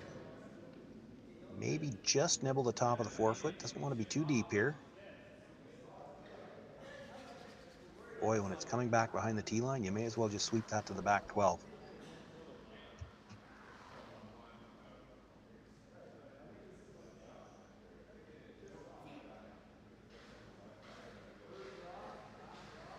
So another chance now for Chris Kennedy. Kleibrink team needing to set up a steal of 1 here to get to an extra end.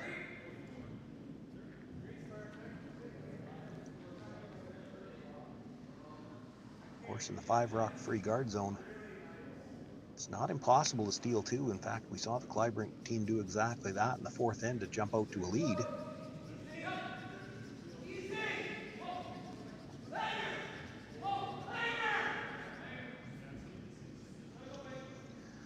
Well-placed second guard.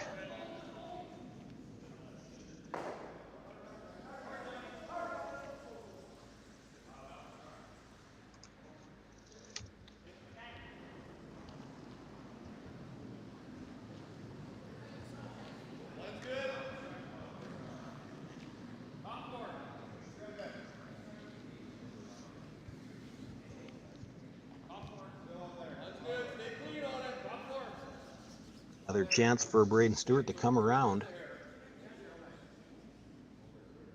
little deep on his first attempt.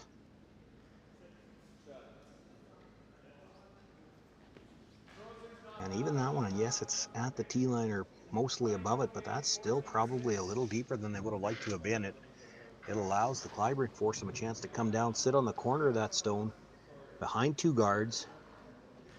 If he's not shot rock on the corner of it, he'd be close.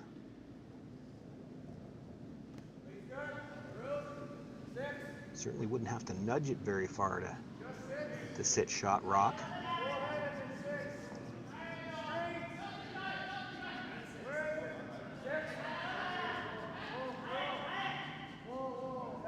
Got a nice line coming into the house. He's got the weight for the nudge. And does push it to the back forefoot. Shooter stays right there, sitting shot rock on the corner of the button, mostly behind cover. Steve Laycock now can start making peel attempts on the guards.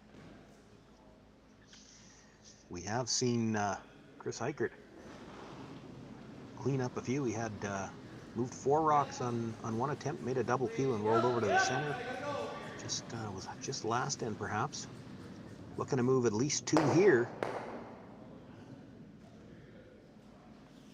Catches the second guard, and enough spin on that stone that it goes all the way out of play. Shooter rolls just off the center line.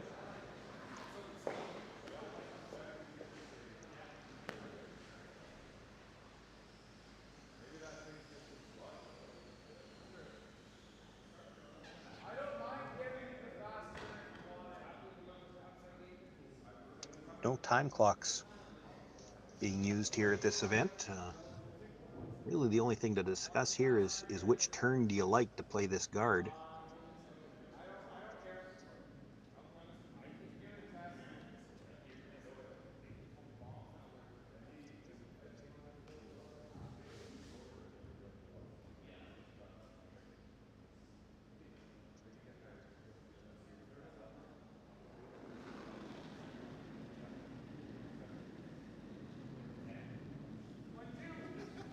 So Dustin Kelthoff being asked to protect that stone at the top corner of the button.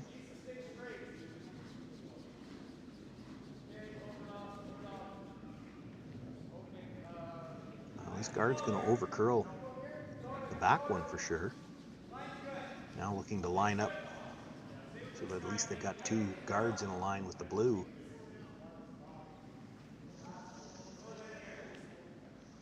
Gives the Laycock team a chance to make a play on shot stone.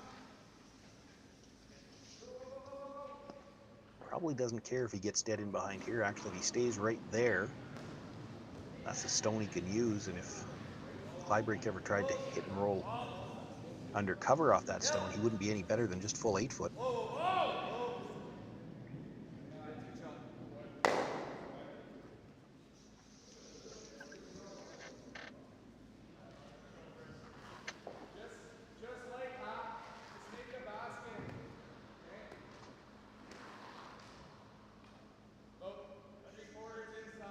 Doesn't want to leave that stone right there. It's a little bit of a dangerous stone, but I'm a little surprised he's playing with this much weight.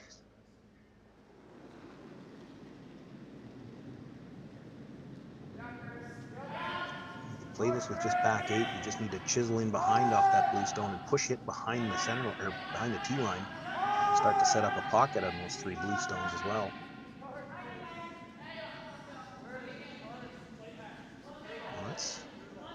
That's the weight that Dustin threw, but it's not the ice that they gave him. And so it overcurls, goes through the port, right through the back.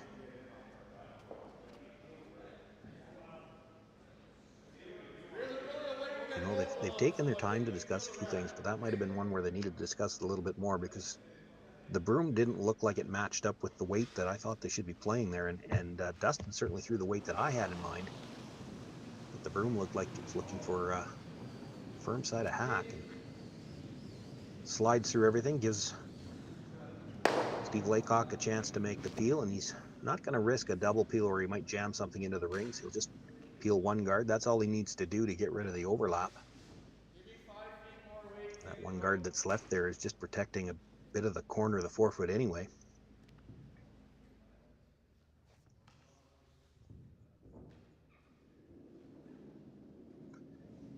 Looks like they're trying the same thing. Might be looking for a little bit more weight now. If he's going to try to roll behind cover, he's got to roll just a little bit farther.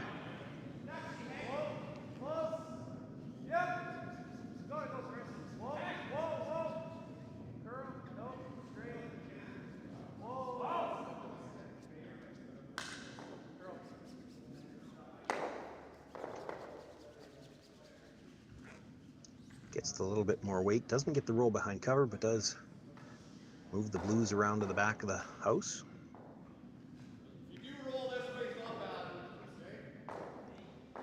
Still Steve Laycock, just a chance to play a nose hit on that. Yes, a nose hit will jam the back one, but the back one's not going to hurt you. You'd like to leave your shooter here in a good spot. Should still be sitting 3. It really doesn't matter whether you score 1 or even a blank at this point in time would work for Steve. He just wants a stone where he can use it, and it takes away all the paths that work for the Kleibrink foursome. Sean Meacham. His final stone here in the 8th end. They were on this one right away. Doesn't want to get to the inside and maybe jam this on the two blues on the side. Jams it on one, brings it across, kills two blues. So gets rid of a little bit of the backing, but does leave Kleibrink a chance to try to come around the guard now.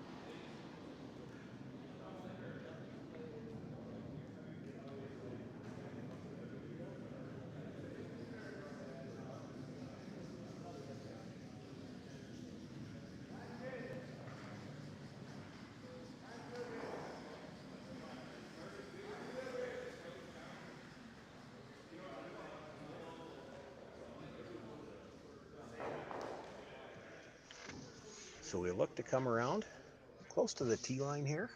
I don't think you're too worried that Steve Laycock's going to try to draw.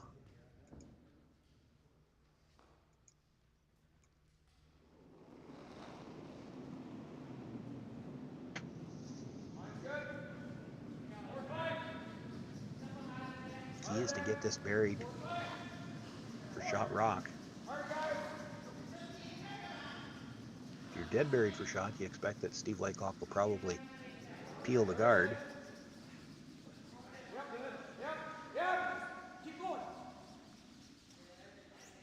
If you don't get shot rock, he might draw. And you didn't get shot rock.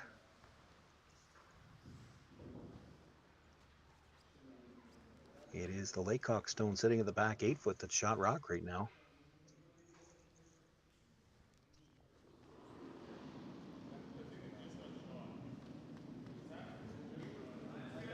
And so Steve Laycock will draw. There's a couple of things you get out of this. If you put this in a good spot, it makes it real hard for Kleibrink to get in anywhere. And even if he does, you've just practiced the draw that you're going to throw with your last one.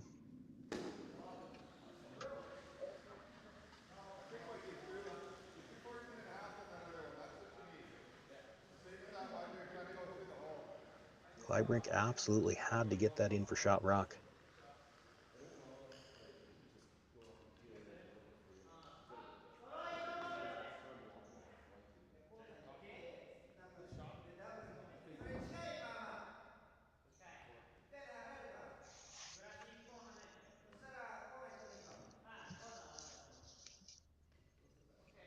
Steve Laycock, always been a good drawer. One up here as we play the 8th end. He's got last rock.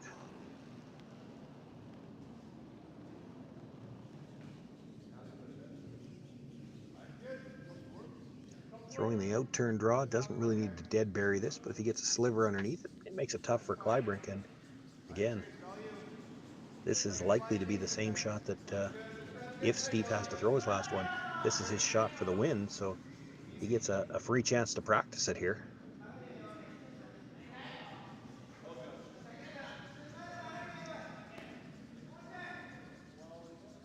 Boy, how's that for practice? You may not have to throw the last one. Or if you do, it might be an open hit.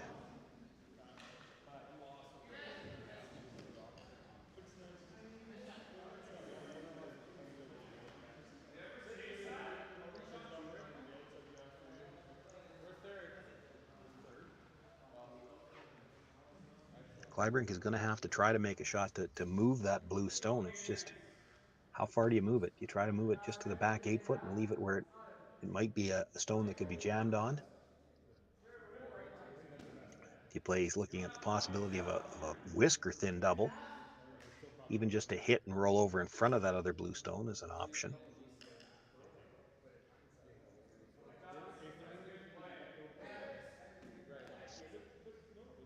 Chris Kennedy wondering, can we get by the guard on the in-turn side, play the red onto the blue? And that might be there.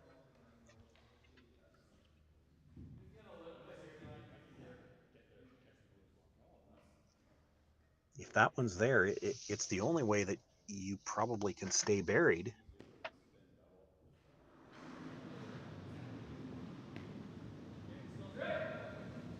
Albeit you'll only have a thin sliver of the 4-foot.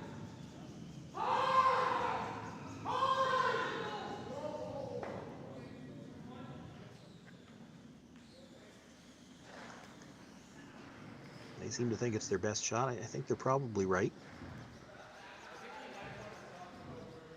We have seen them play this shot, this wide in-turn coming around to move rocks. Now, they haven't always had great success, but the fact that you've had a chance to play this a few times gives you a chance to read the spot, so they've got an idea what this is going to do.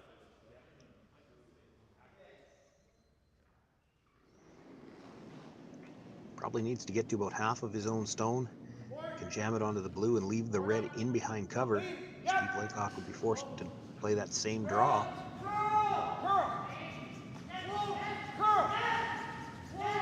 In by the guard, looking for some extra curl now. This is going to be close.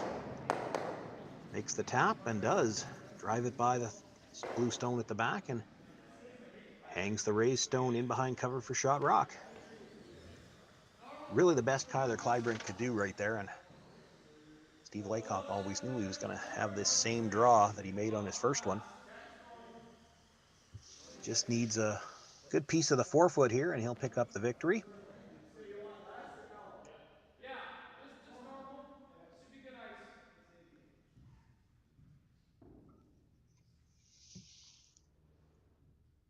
Made this shot on his first one, and that's not just key for the throwers, especially this early part of the season. It's nice for the brushers to get a look at the draw weight down this path, so they've got an idea as well.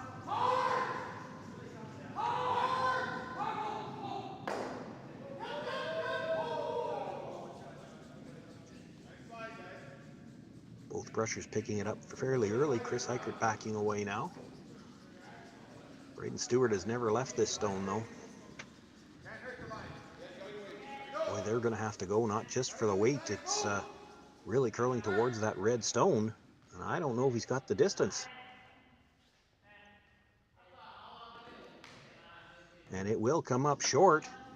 It's going to be a steal of one for Kleibrink, and we're going to have some bonus action, extra end, coming up in this draw 6, live from the curling stadium, Martensville International.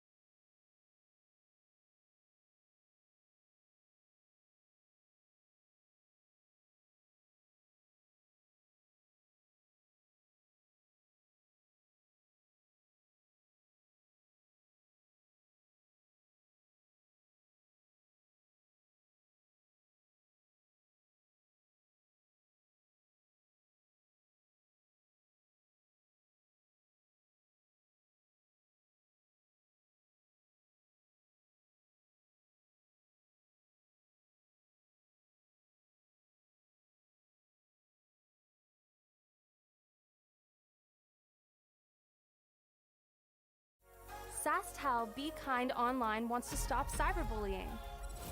Want in on the action? You can get a grant to help.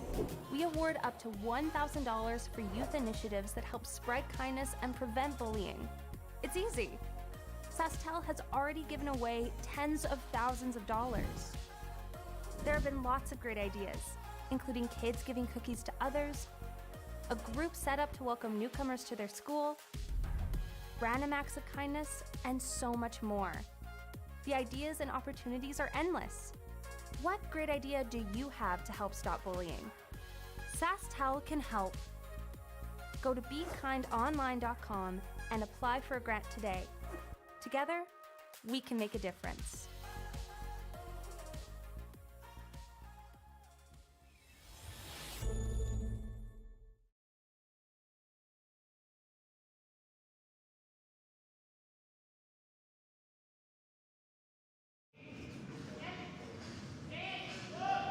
Well, extra end action here on Friday night from Martensville.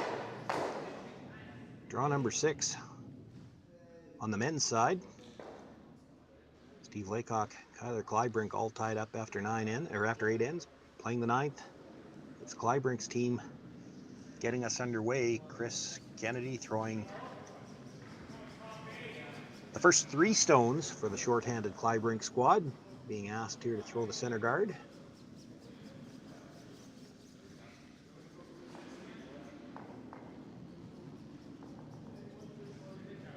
Always a little bit of debate from teams. Do you throw the the long guard first? Do you throw the tight one first? Looks like they opted to try to throw it a little bit higher. And in September, when you've only got one sweeper, that's a little scary. So Kleibrink came out to help with the brush on that one. Braden Stewart now being asked to play the come around.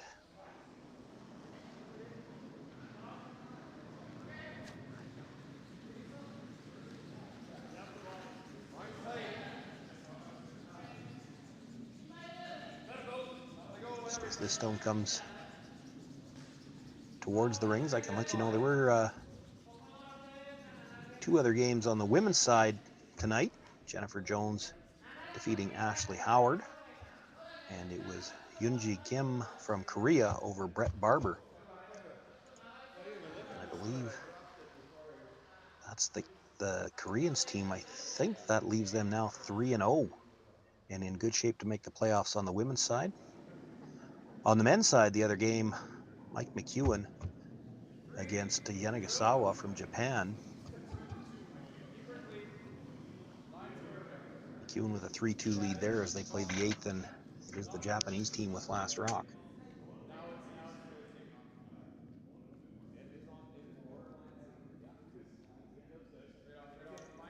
Chris Kennedy looking for the tighter center guard now. This one's going to slip into the rings and out far enough into the open that Steve Laycock might be able to make a play on that now.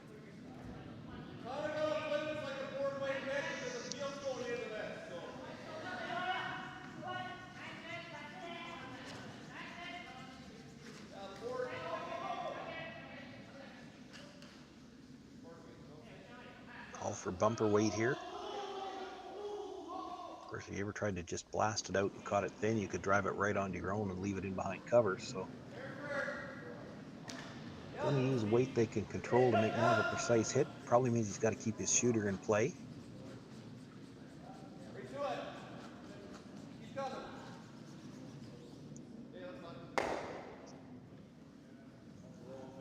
Sean Meacham has been skipping for a few years, does a great job sweeping on that one to get it by the front one and makes the hit. Now does roll for a little bit of, he's got a piece of that undercover, but really that acts as a second guard and they're overlapped a little bit.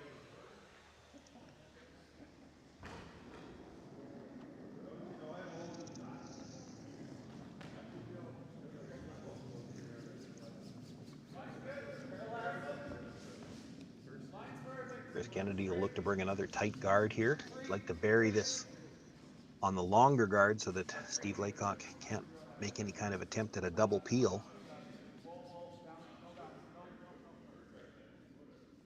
You could even corner freeze that blue and you'd be okay. That's what they do. And yes, that rock's in the 12-foot, but again, on this ice, you could bury around that. That's still a guard.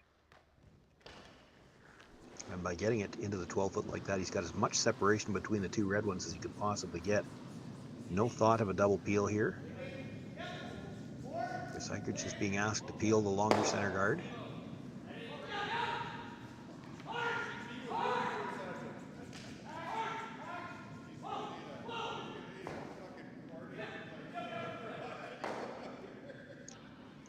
Dustin Kaltoff now will look to replace that guard. That's farther over than you want it. I think you want to deadline up the two red ones here.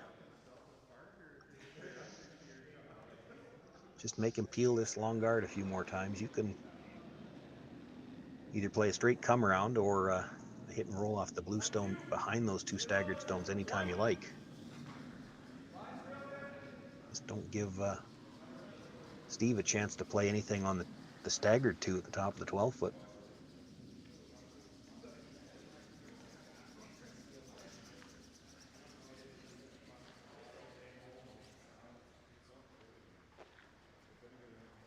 Boy, great job on the brush there. They've got nice and high and it's dead lined up. Again, too much separation to think about any kind of a double peel. Chris Eichert will just look to peel the long center.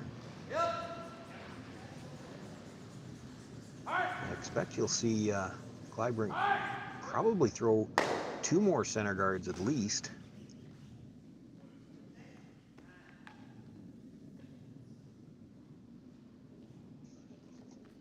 He's looking at making the play into the rings now. You're just giving Steve Laycock way too much time to clean everything up.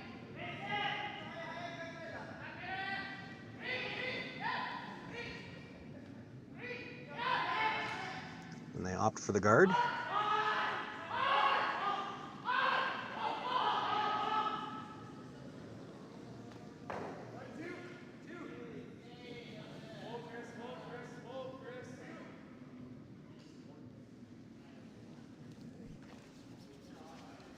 This one's got a lot of line yet. Looking for some extra curl here. Wants to get across that center line. A little tighter together than they would have liked, but perfect line. Sean Meacham now will look to just make the straight peel on the longer red guard.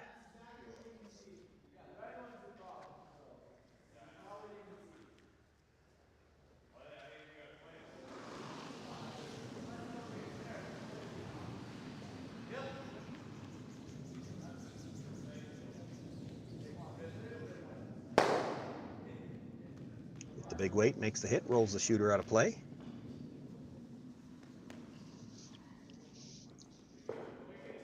Kleibrink again thinking that he wants to make a play into the rings.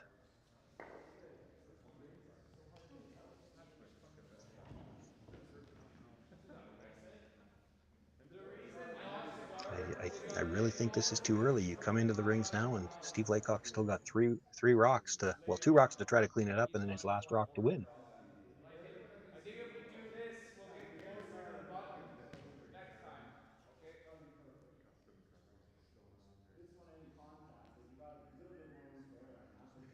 The other option is throwing it right into the button. I think I know where nothing wrong with us. They do that, whatever, we do it again. First indication I thought was he was looking to play the freeze on the blue. Now talking about can they make the straight draw in there, and I think it's there. Just not sure you play it this early.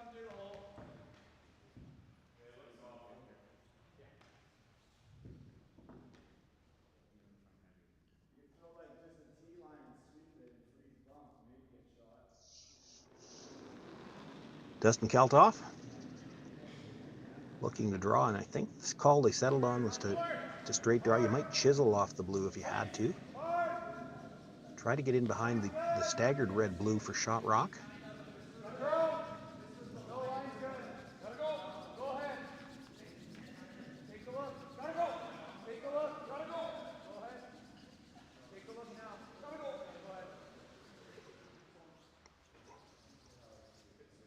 Well, he's made an outstanding shot. Did the best he could with that. I think you'll see Steve Laycock just blast the 2 at the top.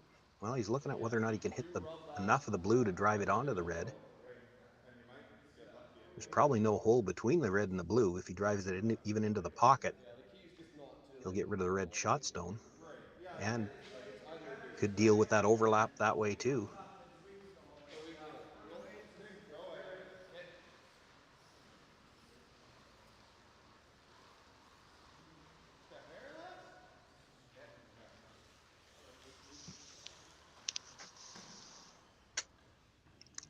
Boy, if you were really greedy here, Steve Laycock, you make this run into the pocket. You might even leave the shooter the top of the 4-foot and block the path in behind the 1 guard that'll be left. Sean Meacham's not going to be light here, you know that. Throws the big weight as well as anybody.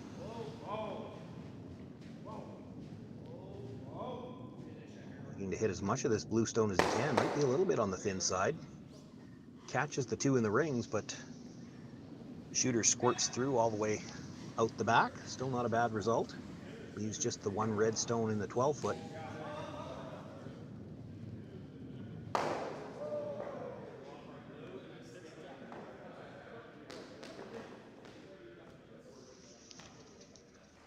Kleibrink looking at the draw, and the question now is how deep do you want to come with this? Could throw it as a guard here. I think that might be what the call was. Throw the guard. You know that Steve Laycock probably going to peel it. Although Steve is such a good drawer, if If you put him in a situation where he knows he's going to have to draw with his last one, he might just do it to you on his first one.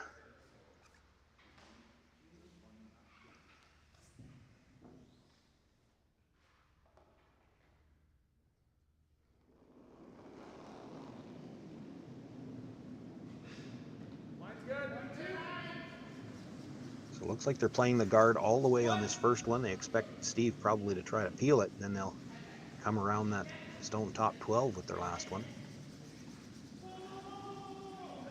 Needs to protect that stone in the top 12, though. This is going to be a long guard. If you, well, it's going to be an extremely long guard. Doesn't get it over the hog line. And gives Steve Laycock a chance to make a hit on that stone. The question is, do you blast it and roll all the way out, or do you want to hold your shooter on the corner? Because that could be the difference. With your last one, you may just have to hit and be able to roll out if you hang this one on the corner somewhere.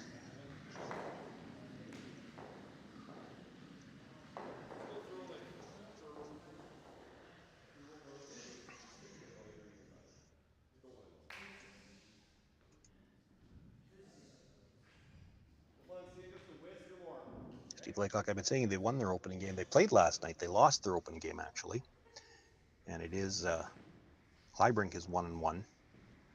So a chance for Laycock here to move to 1-1.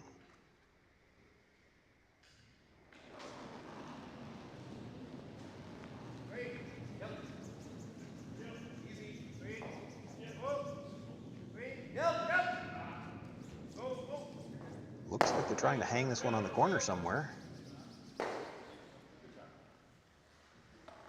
Rolls over to the edge of the 12. Still protecting a little bit of the, maybe a sliver of the edge of the 4-foot. That's the only rock Tyler Kleibrink's got to work with, so he's going to try to come around it.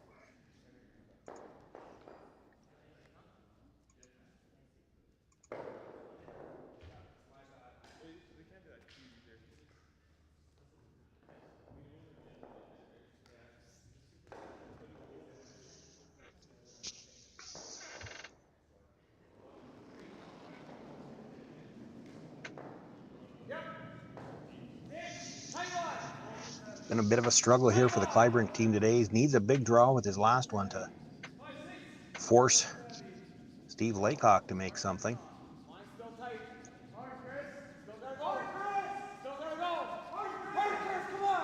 Looks like he's got a nice line coming in if they can get it far enough.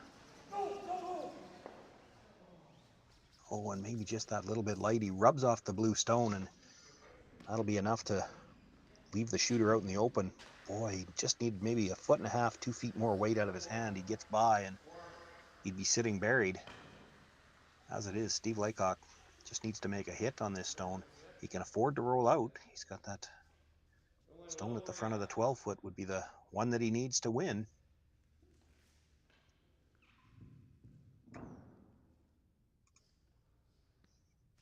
This could be a game that the Kleibrink team, a day that the Kleibrink team would like to forget here in Martensville. 2 losses. They went from a win in their first game to